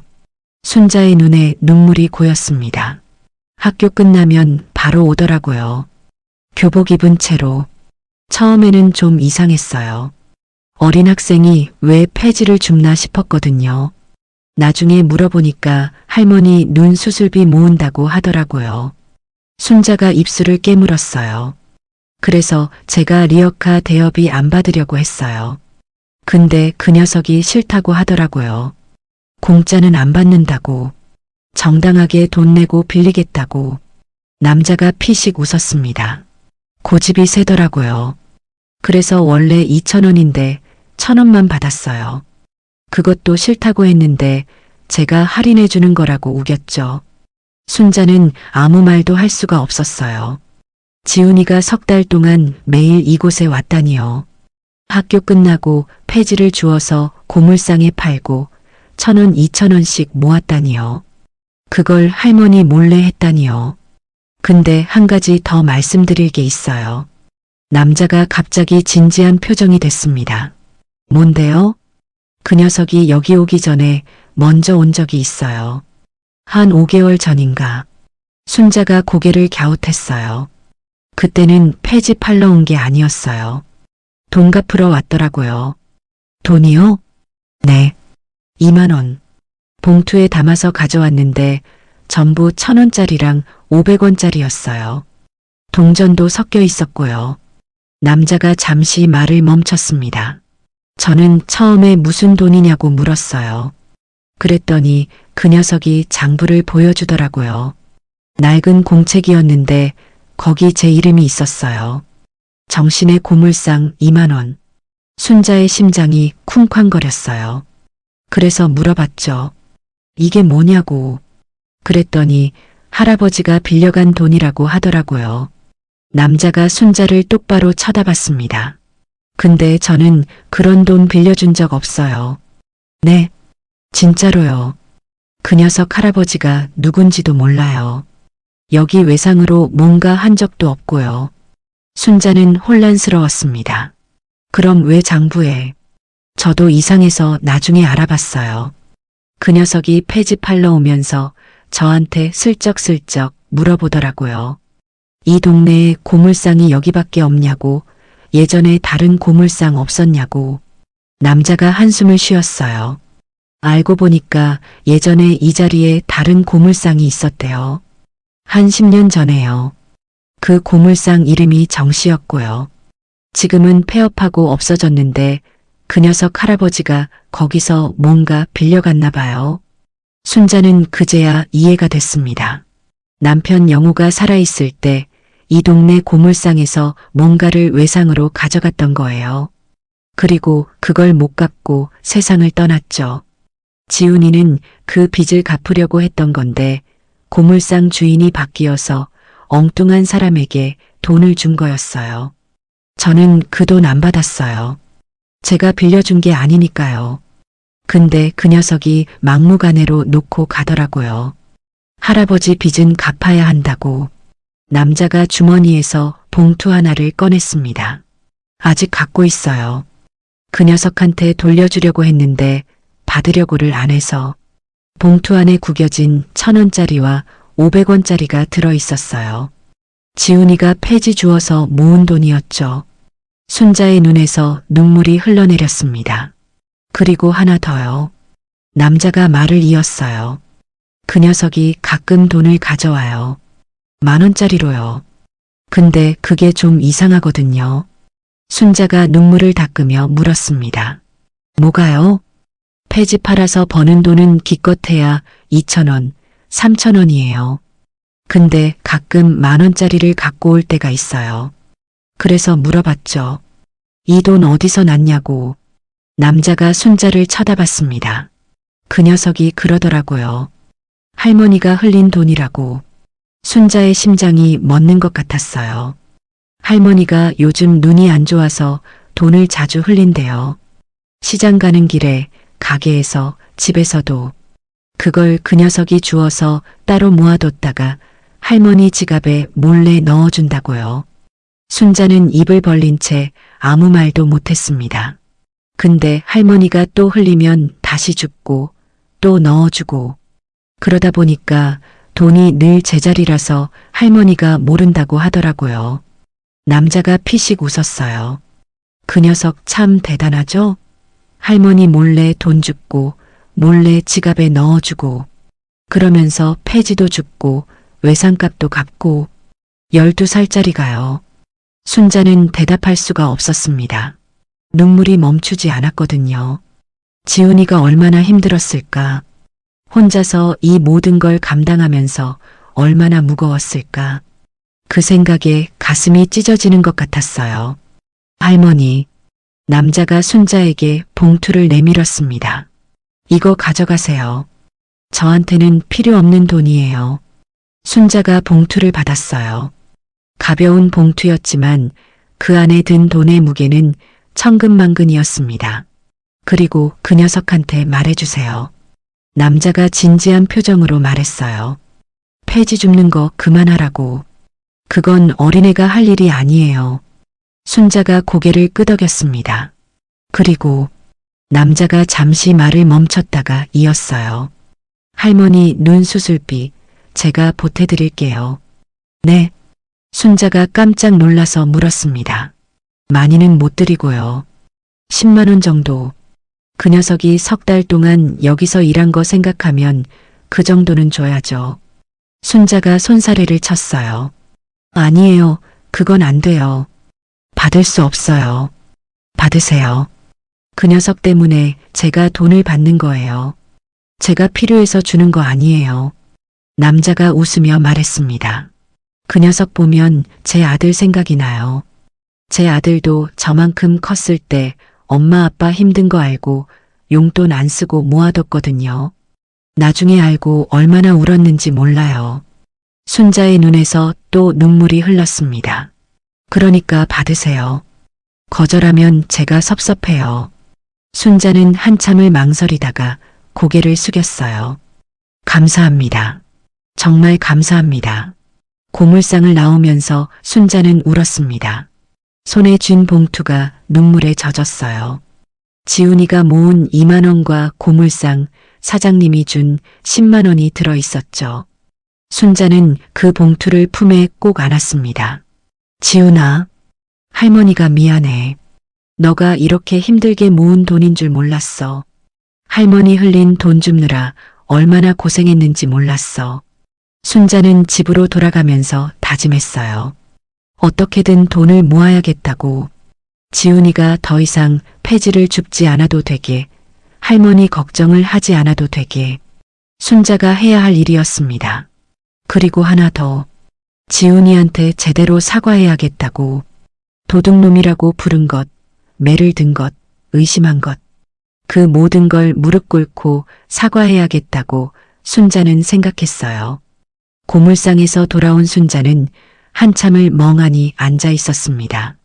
손에 쥔 봉투를 내려다봤어요. 지훈이가 모은 2만 원과 고물상, 사장님이 보탠 10만 원이 들어 있었죠. 고작 12만 원이었지만 그 돈의 무게가 천근만근처럼 느껴졌습니다. 지훈이는 아직 학교에서 돌아오지 않은 상태였어요. 순자는 시계를 봤습니다. 오후 4시 반이었죠. 지훈이가 오려면 아직 1시간은 더 있어야 했어요. 어제 폐지 줍지 말라고 했으니까 오늘은 일찍 올 거라고 순자는 생각했습니다. 순자는 지훈이 방으로 들어갔어요. 어제 쏟아진 물건들을 정리하려고요. 바닥에 교과서와 필통이 어지럽게 널려 있었고 할아버지 외상 장부와 쪽지도 그대로 있었습니다. 순자는 하나씩 집어서 가방에 넣었어요. 그때 책상 서랍이 눈에 들어왔습니다. 서랍이 살짝 열려 있었거든요. 순자는 그걸 닫으려다가 안에 뭔가가 보여서 멈췄습니다. 낡은 공책 한 권이 서랍 안에 있었어요. 순자는 잠시 망설였습니다. 어제도 손주 가방을 뒤져서 난리가 났잖아요. 또 함부로 뒤지면 안 되는 거였어요. 하지만 공책 표지에 적힌 글씨가 순자의 눈을 사로잡았습니다. 일기장. 지훈이의 삐뚤빼뚤한 글씨로 일기장이라고 적혀 있었어요. 순자는 그 글씨를 보며 심장이 쿵쾅거렸습니다. 일기장을 읽으면 지훈이 마음을 알 수 있을 것 같았거든요. 하지만 남의 일기를 읽으면 안 되는 거잖아요. 순자는 한참을 고민했습니다. 그러다가 결국 공책을 집어들었어요. 지훈이한테 나중에 사과하면 되지. 지금은 이 아이가 무슨 생각을 하는지 알아야 했습니다. 공책을 펼쳤어요. 첫 페이지에 날짜가 적혀 있었습니다. 3년 전 날짜였죠. 지훈이가 9살 때 쓴 일기였어요. 오늘 할아버지가 돌아가셨다. 엄마 아빠도 없는데 할아버지까지 가버렸다. 이제 할머니랑 나만 남았다. 할머니가 많이 울었다. 나도 울었다. 순자의 눈에 눈물이 고였습니다. 3년 전 그날이 떠올랐어요. 남편 영호가 세상을 떠난 날. 폐암 말기였는데 병원비가 없어서 제대로 치료도 못 받고 떠났죠. 순자는 그날 미친 듯이 울었습니다. 지훈이도 옆에서 울었고요. 다음 페이지를 넘겼어요. 할아버지 장례식 끝났다. 동네 사람들이 많이 왔다. 근데 어떤 아저씨가 할머니한테 돈 갚으라고 했다. 할머니가 고개 숙이고 죄송하다고 했다. 나는 그게 싫었다. 할머니가 왜 고개를 숙여야 하는지 모르겠다. 순자는 기억이 났어요. 장례식장에서 외상값 받으러 온 사람이 있었습니다. 남편이 생전에 빌려간 돈이라면서 갚으라고 했죠. 순자는 장례 치르느라 정신이 없었는데 그 사람 앞에서 고개를 숙이며 나중에 꼭 갚겠다고 했어요. 그걸 지훈이가 보고 있었던 거였습니다. 9살짜리 아이가 그 장면을 보고 있었어요. 할머니가 고개 숙이는 게 싫다고 느꼈던 거죠. 순자는 페이지를 넘겼습니다. 오늘 할머니 방에서 공책을 발견했다. 표지에 외상장부라고 적혀 있었다. 열어봤더니 이름이랑 돈이 많이 적혀 있었다. 할아버지가 빌린 돈인 것 같다. 할머니는 이거 언제 다 갚을 수 있을까? 순자의 손이 떨렸어요. 지훈이가 외상장부를 발견한 게 3년 전이었습니다. 그때부터 이 아이가 할아버지 빚을 알고 있었던 거예요. 다음 페이지. 오늘 할머니가 또 일 나갔다. 새벽에 나가서 밤에 들어온다. 할머니 허리가 아프다고 했는데 일을 너무 많이 한다. 내가 빨리 커서 돈 벌면 좋겠다. 순자의 가슴이 찢어지는 것 같았어요. 9살짜리가 이런 생각을 하고 있었습니다. 빨리 커서 돈 벌고 싶다고. 할머니가 힘들어하는 걸 보면서 자기가 뭔가 해야 한다고 생각했던 거예요. 순자는 눈물을 닦으며 페이지를 넘겼습니다. 일기는 듬성듬성 적혀 있었어요. 며칠씩 건너뛰기도 하고 한 달 넘게 안 쓴 적도 있었죠. 하지만 중간중간 지훈이의 마음이 담긴 글들이 있었습니다. 오늘 학교에서 친구가 엄마 아빠랑 놀이공원 간다고 자랑했다. 나는 엄마 아빠 없다. 할머니한테 놀이공원 가자고 할 수 없다. 할머니는 일해야 하니까. 순자가 코를 훌쩍였어요. 지훈이가 한 번도 어디 가자고 뭐 사달라고 안 했던 이유를 알 것 같았습니다. 이 아이는 할머니한테 부담 주기 싫어서 입을 다물고 있었던 거예요. 페이지를 더 넘겼습니다. 날짜가 1년 전으로 바뀌었어요. 지훈이가 11살 때 쓴 일기였죠. 오늘 할머니가 시장에서 돈을 흘렸다. 내가 뒤에서 봤다. 지갑에서 돈 꺼내다가 10,000원짜리가 바닥에 떨어졌는데 할머니가 못 봤다. 내가 주워서 할머니한테 줬더니 할머니가 깜짝 놀랐다. 눈이 안 보이나 봐. 순자는 기억이 났습니다. 그때 지훈이가 돈을 주워서 줬었어요. 순자는 그냥 떨어뜨린 줄 알고 고맙다고 했죠. 그때부터 지훈이가 할머니 눈이 나빠진 걸 알았던 거였어요. 다음 페이지. 할머니 눈이 점점 안 좋아지는 것 같다. 오늘도 시장에서 돈을 흘렸다. 이번에는 내가 몰래 주워서 지갑에 넣어뒀다. 할머니가 모르게. 할머니가 눈 나빠진 거 알면 슬퍼할 것 같아서. 순자의 눈물이 멈추지 않았어요. 이 아이가 언제부터 할머니 돈을 주워서 몰래 넣어줬는지 이제 알겠더라고요. 1년 전부터였습니다. 1년 동안 이 아이가 할머니 몰래 돈을 줍고 지갑에 넣어주고 아무 말 안 하고 버텼던 거예요. 페이지를 넘겼습니다. 오늘 동네에서 할아버지들이 폐지 줍는 거 봤다. 리어카에 폐지를 잔뜩 싣고 가더라. 저거 팔면 돈이 되나 보다. 나도 할 수 있을까? 순자가 입술을 깨물었어요. 폐지 줍는 생각을 이때부터 했던 거였습니다. 11살짜리가 할아버지들 따라 폐지 주우면 돈이 될까 고민했던 거예요. 다음 페이지. 고물상 아저씨한테 물어봤다. 폐지 얼마에 사냐고. 1kg에 100원이래. 생각보다 싸다. 많이 모아야겠다. 순자는 계산을 해봤습니다. 1kg에 100원이면 10,000원을 벌려면 100kg을 모아야 해요. 100kg의 폐지를 12살짜리가 어떻게 모으겠어요. 그래도 지훈이는 했습니다. 매일 학교 끝나고 리어카를 끌며 폐지를 주었어요. 페이지를 더 넘겼습니다. 3달 전 일기가 나왔어요. 오늘 처음으로 폐지 팔았다. 3,000원 받았다. 리어카 빌리는데 1,000원 내고 2,000원 남았다.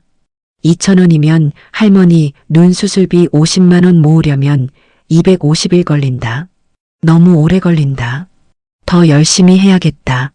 순자는 그 계산을 보며 울었어요. 12살짜리가 250일을 계산했습니다. 하루에 2,000원씩 모으면 50만 원이 언제 모이는지 계산한 거예요. 그 숫자가 너무 크다는 걸 알면서도 포기하지 않았죠. 다음 페이지. 오늘 할머니가 또 돈을 흘렸다. 5,000원짜리. 시장 바닥에 떨어졌는데 할머니가 못 봤다. 내가 재빨리 주었다. 나중에 지갑에 넣어줘야지. 그 다음 페이지. 할머니 눈이 더 나빠진 것 같다. 오늘 밥 먹을 때 반찬 집다가 빈 접시를 집었다. 눈이 잘 안 보이나 봐. 빨리 돈 모아야 하는데. 순자는 기억이 났어요. 그날 저녁 밥 먹다가 빈 접시에 젓가락을 댔었습니다. 눈이 침침해서 반찬이 있는 줄 알았거든요. 순자는 그냥 웃어 넘겼는데 지훈이는 그걸 보고 이렇게 걱정하고 있었던 거예요. 페이지를 더 넘기다가 순자는 멈췄습니다. 한 페이지 전체에 글이 빽빽하게 적혀 있었거든요. 날짜는 한 달 전이었어요. 오늘 할머니가 나한테 화냈다. 돈 훔쳤냐고. 나는 안 훔쳤다. 할머니가 흘린 돈 주어서 넣어줬을 뿐이다. 근데 말 못했다. 말하면 할머니가 슬퍼할 것 같아서. 할머니 눈 나빠진 거 인정하기 싫어하잖아. 그러니까 나는 그냥 맡기로 했다. 맞아도 괜찮다.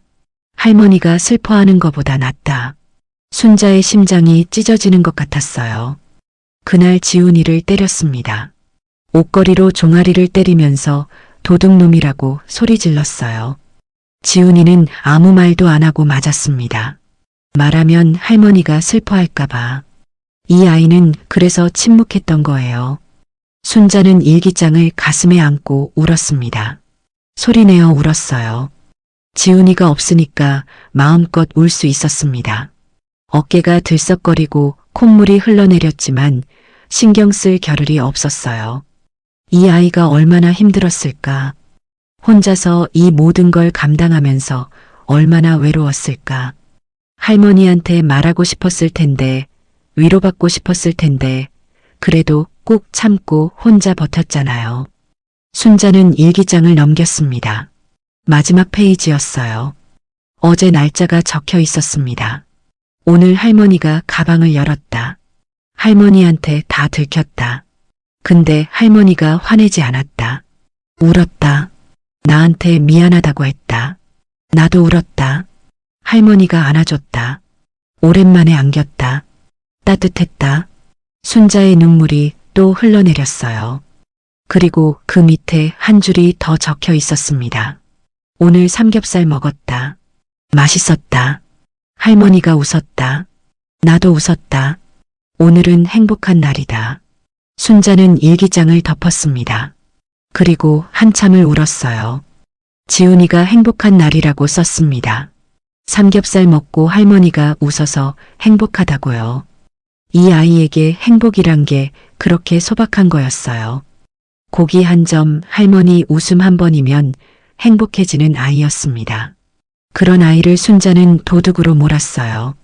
매를 들었고 소리를 질렀고 의심했습니다. 순자는 바닥에 무릎을 꿇었어요. 일기장을 품에 안은 채 무릎을 꿇고 울었습니다. 죽은 남편한테, 죽은 아들 내외한테 빌었어요. 미안하다고. 지훈이한테 못되게 굴어서 미안하다고. 그리고 결심했습니다. 오늘 지훈이가 돌아오면 제대로 사과하겠다고. 무릎 꿇고 빌겠다고. 할머니가 잘못했다고 용서해달라고 말하겠다고요. 순자는 눈물을 닦고 일어섰습니다. 일기장을 서랍에 도로 넣었어요. 지훈이가 눈치채면 안 되니까요. 그리고 방을 나와 저녁 준비를 시작했습니다. 오늘은 지훈이가 좋아하는 걸 해줘야겠다고 생각했어요. 삼겹살은 어제 먹었으니까 오늘은 다른 거.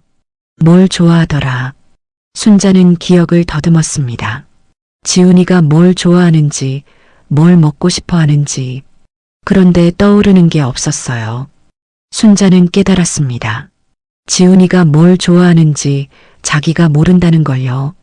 이 아이는 한 번도 뭘 먹고 싶다고, 뭘 갖고 싶다고 말한 적이 없었거든요. 항상 아무거나 괜찮다고만 했습니다. 순자의 눈에 또 눈물이 고였어요. 이 아이가 얼마나 많은 걸 참고 살았는지 그제야 알겠더라고요. 현관문이 열리는 소리가 들렸습니다. 할머니, 나왔어. 지훈이의 목소리였어요. 순자는 얼른 눈물을 닦고 현관으로 나갔습니다. 지훈이가 서 있었어요. 교복 차림이었고 오늘은 손이 깨끗했습니다. 폐지를 안 주었다는 뜻이었죠. 순자가 어제 그만두라고 했으니까 들은 거예요. 순자는 지훈이 앞에 섰습니다. 그리고 천천히 무릎을 꿇었어요. 어제도 사과했지만 그건 진짜 사과가 아니었어요. 순자는 지훈이의 일기장을 읽고 나서야 이 아이가 얼마나 오랫동안, 얼마나 깊이 혼자 버텨왔는지 알게 됐거든요. 어제의 미안함과 오늘의 미안함은 무게가 달랐습니다. 지훈이가 눈을 크게 떴습니다. 할머니, 왜 그래? 왜 무릎 꿇어? 순자는 대답하지 않았어요. 그냥 무릎 꿇은 채 고개를 숙이고 있었습니다. 어깨가 떨리고 있었고 눈물이 바닥에 뚝뚝 떨어졌죠. 지훈이가 당황해서 순자에게 다가왔어요. 할머니, 일어나. 왜 이래? 지훈이가 순자의 팔을 잡아 일으키려 했습니다. 하지만 순자는 일어나지 않았어요. 오히려 더 깊이 고개를 숙였죠. 지훈아. 순자의 목소리가 떨렸습니다. 할머니가 잘못했어. 뭘 잘못했는데? 다. 전부 다. 순자가 고개를 들었어요. 눈물에 젖은 얼굴로 손주를 바라봤습니다. 지훈이의 얼굴이 흐릿하게 보였어요. 눈이 나빠서가 아니라 눈물 때문이었죠. 너를 도둑으로 몰았어. 때렸어. 의심했어. 순자가 말을 이었습니다. 근데 넌 할머니 돈 주어서 넣어주고 있었잖아. 할아버지 빚 갚고 있었잖아. 할머니 눈 수술비 모으고 있었잖아. 지훈이의 표정이 굳었어요. 할머니가 다 알고 있다는 걸 깨달은 거였죠. 오늘 고물상 갔다 왔어. 사장님한테 다 들었어. 너가 3달 동안 폐지 주운 거, 할아버지 빚 갚으러 간 거, 할머니 흘린 돈 주어서 모아둔 거. 순자가 품에서 봉투를 꺼냈습니다. 이것도 받았어. 너가 엉뚱한 사람한테 준 2만 원이랑 사장님이 보탠 10만 원. 지훈이가 봉투를 보며 입술을 깨물었어요. 그리고 순자가 잠시 말을 멈췄습니다. 일기장 얘기를 할까 말까 망설였어요. 하지만 솔직해지기로 했습니다. 너 일기장도 봤어. 미안해. 함부로 본 거. 지훈이의 눈이 커졌어요. 얼굴이 빨개졌습니다. 일기장에 뭘 썼는지 떠올리는 것 같았죠. 다 봤어. 처음부터 끝까지. 순자의 목소리가 갈라졌습니다. 너가 얼마나 힘들었는지 이제야 알았어. 혼자서 얼마나 무거운 짐을 지고 있었는지. 순자가 지훈이의 손을 잡았어요. 거칠어진 손이었습니다. 폐지 줍느라 굳은 살이 박힌 손이었죠. 이 손으로 폐지 줍고 리어카 끌고 땀 흘렸구나. 할머니 때문에. 순자가 지훈이의 손등에 이마를 갖다 댔습니다. 미안해. 정말 미안해. 순자가 통곡하기 시작했어요. 소리내어 울었습니다. 무릎 꿇은 채 손주의 손을 잡고 엉엉 울었죠. 지훈이가 당황했어요. 할머니가 이렇게 우는 건 처음 봤거든요. 할아버지 장례식 때도 이렇게까지 안 울었습니다. 할머니, 울지 마. 제발. 지훈이가 순자의 어깨를 잡았어요. 나 괜찮아. 진짜 괜찮아. 괜찮지 않아. 순자가 소리쳤습니다. 12살짜리가 폐지 줍는 게 어떻게 괜찮아. 할머니 돈 주어서 몰래 넣어주는 게 어떻게 괜찮아. 맞으면서도 말 안 하는 게 어떻게 괜찮아. 지훈이가 입을 다물었어요.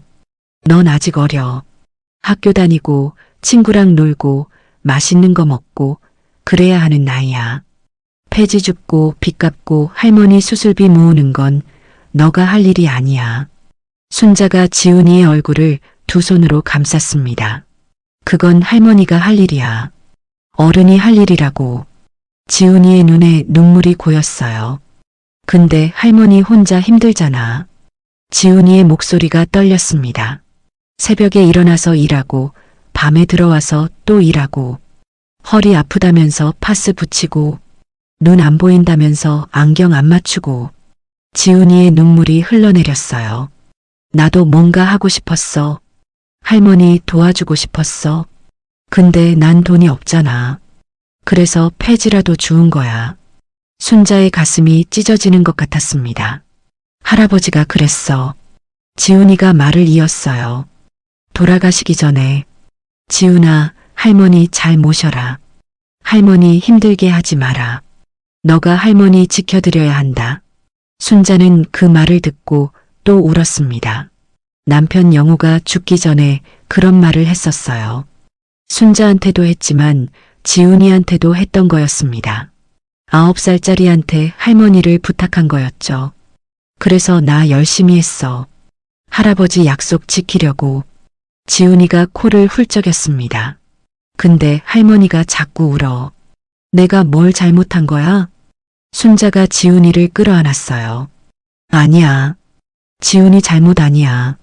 순자가 지훈이의 등을 쓸어내리며 말했습니다. 할머니가 울보라서 그래. 우리 지훈이가 너무 기특해서 눈물이 나는 거야. 지훈이가 순자의 품에서 고개를 들었어요. 그럼 나 잘한 거야? 응, 잘했어. 우리 지훈이 정말 잘했어.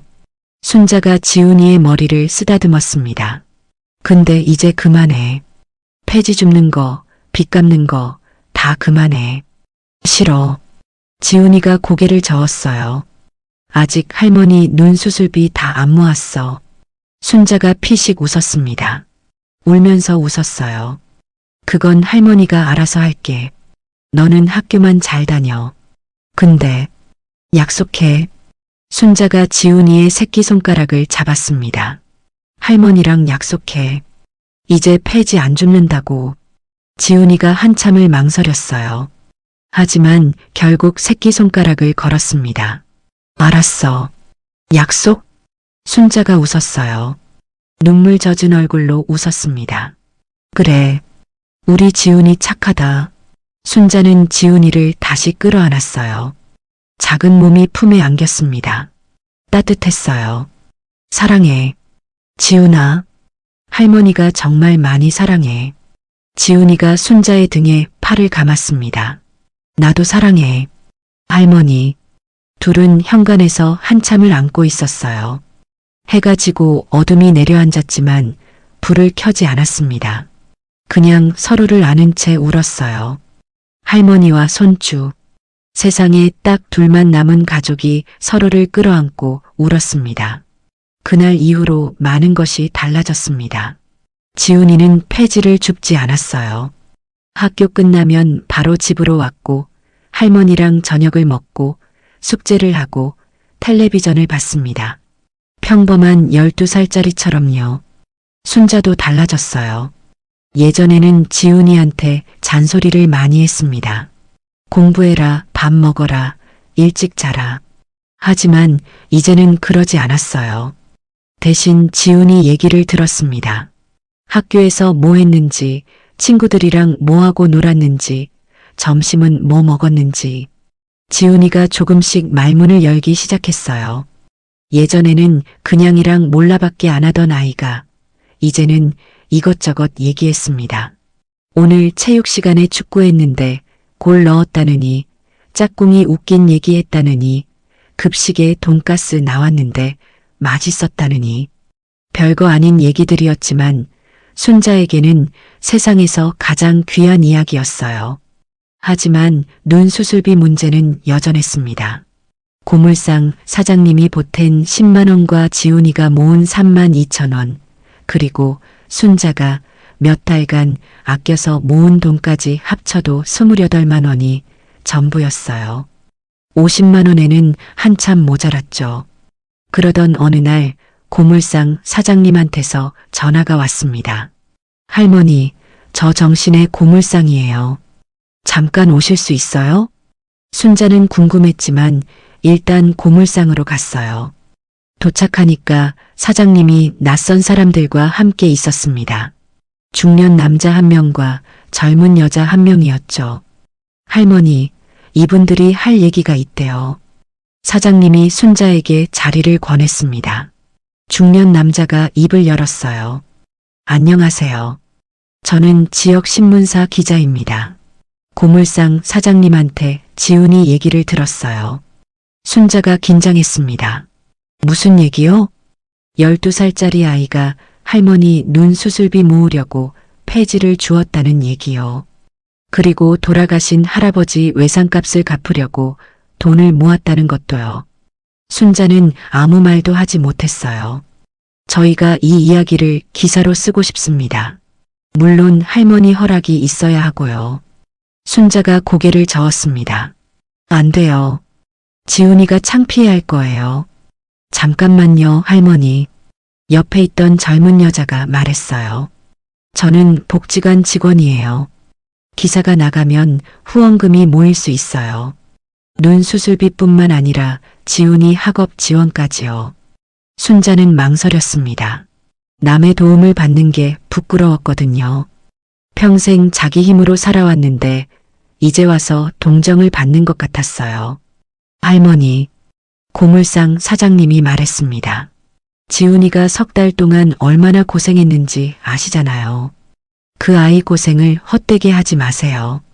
순자는 한참을 생각했어요. 지훈이 얼굴이 떠올랐습니다. 폐지 줍느라 거칠어진 손, 리어카 끌느라 축 처진 어깨, 그러면서도 할머니한테 아무 말 안 하던 그 아이. 그 아이를 위해서라면 창피한 것쯤 감수할 수 있었어요. 알겠어요. 기사 써도 돼요. 순자가 대답했습니다. 일주일 뒤 지역신문에 기사가 실렸어요. 제목은 이랬습니다. 12살 소년 할머니 눈 수술비 모으려 폐지 줍다.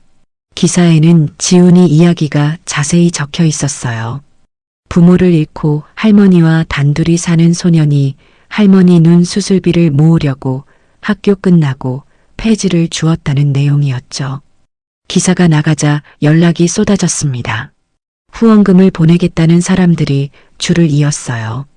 10,000원, 50,000원, 100,000원. 작은 돈부터 큰 돈까지 여러 사람이 보내왔습니다. 복지관에서 계좌를 만들어서 관리해줬어요. 일주일 만에 눈 수술비 50만 원이 모였습니다. 아니, 더 모였어요. 70만 원이 넘게 모였습니다. 복지관에서는 남는 돈으로 지훈이 학원비랑 학용품을 지원해주겠다고 했어요. 순자는 믿을 수가 없었습니다. 세상에 이렇게 따뜻한 사람들이 있다니요. 얼굴도 모르는 사람들이 지훈이 이야기를 듣고 돈을 보내줬어요. 순자는 그 사람들한테 감사 인사를 전하고 싶었지만 대부분 익명이라 누군지 알 수가 없었습니다. 한 달 뒤 순자는 눈 수술을 받았어요. 백내장 수술이었습니다. 양쪽 눈 다 했어요. 수술은 무사히 끝났고 의사가 경과가 좋다고 했습니다. 수술 다음 날 아침, 순자가 눈을 떴을 때 세상이 달라 보였어요. 흐릿하던 것들이 선명하게 보였습니다. 천장에 무늬가 보였고 창문 밖 나무가 보였고 옆에 앉아있는 지훈이 얼굴이 보였어요. 할머니, 눈 어때? 지훈이가 물었습니다. 순자는 손주의 얼굴을 한참 들여다봤어요. 언제 이렇게 컸지? 얼굴이 갸름해졌고 눈매가 아들을 닮았더라고요. 침침한 눈으로 볼 때는 몰랐던 것들이 이제야 보였습니다. 잘 보여. 우리 지훈이 얼굴 잘 보여. 순자가 웃으며 말했어요. 지훈이도 웃었습니다. 다행이다. 진짜 다행이다. 순자는 지훈이의 손을 잡았어요. 여전히 거칠었습니다. 굳은 살이 다 사라지려면 시간이 좀 걸릴 거예요. 하지만 괜찮았어요. 이제 이 손으로 폐지를 줍지 않아도 되니까요. 고마워. 지훈아. 순자가 말했습니다. 내 덕분에 할머니 눈이 밝아졌어. 지훈이가 고개를 저었어요. 내가 한 게 아니야. 좋은 사람들이 도와준 거지. 그래도 시작은 너가 한 거야. 지훈이가 폐지 주우면서 모은 돈, 그게 씨앗이 된 거야. 순자가 지훈이의 머리를 쓰다듬었습니다. 우리 지훈이가 뿌린 씨앗이 이렇게 큰 나무가 됐어. 지훈이가 부끄러운 듯 고개를 숙였어요. 할머니, 나 하나 부탁해도 돼? 뭔데? 할아버지 산소 가고 싶어. 할머니 눈 나았다고 말씀드리고 싶어. 순자의 눈에 눈물이 고였습니다. 그래, 가자. 퇴원하면 바로 가자. 퇴원하고 사흘 뒤 순자와 지훈이는 산으로 향했습니다. 남편 영호의 산소가 있는 곳이었어요. 시내에서 버스로 1시간, 거기서 또 20분을 걸어야 하는 곳이었죠. 순자의 눈이 안 좋았을 때는 혼자 갈 수가 없었어요. 길이 안 보였거든요. 하지만 이제는 달랐습니다. 산길이 선명하게 보였어요. 나무들, 풀들, 하늘, 구름. 흐릿하게만 보이던 것들이 또렷하게 눈에 들어왔습니다. 순자는 걸으면서 연신 주위를 둘러봤어요. 세상이 이렇게 예뻤나 싶었거든요. 할머니, 괜찮아? 힘들면 쉬었다가. 지훈이가 순자의 손을 잡으며 물었습니다. 괜찮아. 할머니 튼튼해. 순자가 웃으며 대답했어요. 산소에 도착했습니다. 작은 봉분 앞에 비석이 서 있었어요. 영호의 이름이 새겨진 비석이었죠. 순자는 비석 앞에 서서 한참을 바라봤습니다. 여보 왔어요. 순자가 입을 열었어요. 눈 수술 받았어요. 이제 잘 보여요. 당신 비석도 잘 보이고 이 산도 잘 보이고 우리 지훈이 얼굴도 잘 보여요. 순자의 목소리가 떨렸습니다. 지훈이가 그랬어요. 이 녀석이 폐지 주어서 내 수술비 모았대요. 학교 끝나고 리어카 끌고 다니면서요. 당신이 남긴 빚도 갚았대요. 12살짜리가요. 순자가 지훈이를 바라봤어요.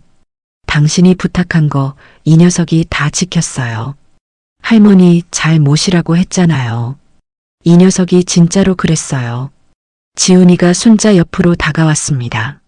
그리고 비석 앞에 무릎을 꿇었어요. 할아버지, 지훈이가 말했습니다. 나 약속 지켰어. 할머니 눈 수술시켜드렸어. 할아버지 빚도 거의 다 갚았어. 지훈이가 주머니에서 낡은 공책을 꺼냈어요. 할아버지 외상장부였습니다. 여기 봐. 빨간 줄 많이 그었지? 이거 다 내가 갚은 거야. 지훈이가 장부를 펼쳐 보였습니다. 이름들 옆에 빨간 줄이 쳐져 있었어요. 지훈이가 하나씩 갚아나간 흔적들이었죠. 아직 몇 개 남았는데 그건 할머니가 갚겠대. 나는 이제 폐지 안 주어도 된대. 지훈이가 피식 웃었습니다. 근데 할아버지, 나 폐지 줍는 거 싫지 않았어. 힘들긴 했는데 할머니 도와드리는 거니까 괜찮았어. 순자의 눈에서 눈물이 흘러내렸어요. 할아버지, 나 할머니 잘 모실게. 할아버지가 부탁한 거 계속 지킬게. 지훈이가 비석을 향해 고개를 숙였습니다. 근데 할아버지, 나 하나 물어봐도 돼? 지훈이가 고개를 들었어요. 할아버지는 할머니 많이 사랑했어? 순자가 깜짝 놀라서 지훈이를 봤습니다. 나도 할머니 많이 사랑해. 엄마 아빠 없어도 할머니가 있으니까 괜찮아. 할머니가 내 엄마고 아빠야. 순자의 눈물이 멈추지 않았어요. 그러니까 할아버지, 걱정 마. 내가 할머니 잘 지킬게. 지훈이가 일어섰습니다. 그리고 순자의 손을 잡았어요. 할머니, 우리 집에 가자. 순자가 고개를 끄덕였습니다. 하지만 바로 돌아서지 않았어요. 순자도 비석 앞에 무릎을 꿇었습니다. 여보, 나도 한마디 할게요. 순자가 비석을 바라보며 말했습니다. 당신이 걱정하던 빚, 이제 거의 다 갚았어요. 지훈이가 시작했고, 내가 마무리할게요. 당신 이제 편히 쉬어요.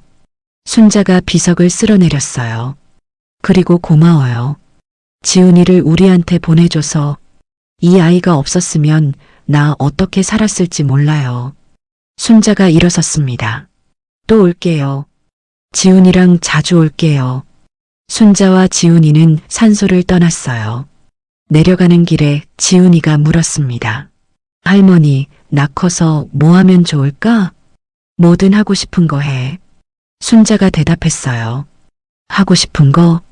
응. 공부하고 싶으면 공부하고, 운동하고 싶으면 운동하고, 지훈이가 좋아하는 거 하면 돼. 지훈이가 한참을 생각했습니다. 나 의사 하고 싶어. 의사? 응. 할머니처럼 눈 안 보이는 사람들 고쳐주고 싶어. 순자의 가슴이 뜨거워졌어요. 그래. 의사해. 우리 지훈이면 할 수 있어. 지훈이가 환하게 웃었습니다. 할머니, 내가 의사 되면 할머니 공짜로 치료해 줄게. 그래. 기다릴게. 순자도 웃었어요. 둘은 손을 잡고 산을 내려왔습니다. 해가 서쪽으로 기울고 있었어요. 노을이 하늘을 붉게 물들였죠. 순자는 그 노을을 바라봤습니다. 예전에는 흐릿하게만 보이던 노을이 이제는 선명하게 보였어요. 붉은색, 주황색, 보라색이 섞인 아름다운 노을이었습니다. 예쁘다. 순자가 말했어요. 응, 진짜 예쁘다. 지훈이도 맞장구 쳤습니다. 순자는 손주의 손을 더 꽉 잡았어요. 이 아이 덕분에 이 노을을 볼 수 있게 됐습니다. 폐지 주어서 모은 돈, 할머니 흘린 돈 주어서 넣어준 마음, 할아버지 약속 지키려고 혼자 버틴 시간, 그 모든 것들이 순자의 눈을 밝혀줬어요. 집에 도착했을 때 순자가 말했습니다. 지훈아. 응? 할머니가 아까 말 못한 게 있어. 지훈이가 고개를 갸웃했어요. 할머니도 너 많이 사랑해. 세상에서 제일 많이. 지훈이의 얼굴이 빨개졌습니다. 알아. 나도 알아. 근데 말로 해야 할 것 같아서. 순자가 지훈이를 끌어안았어요. 고마워. 내 손주여서 고마워. 지훈이가 순자의 등에 팔을 감았습니다. 나도 고마워. 내 할머니여서. 둘은 현관에서 한참을 안고 있었어요. 할머니와 손주. 세상에 딱 둘만 남은 가족이었지만 그래서 더 단단한 가족이었습니다.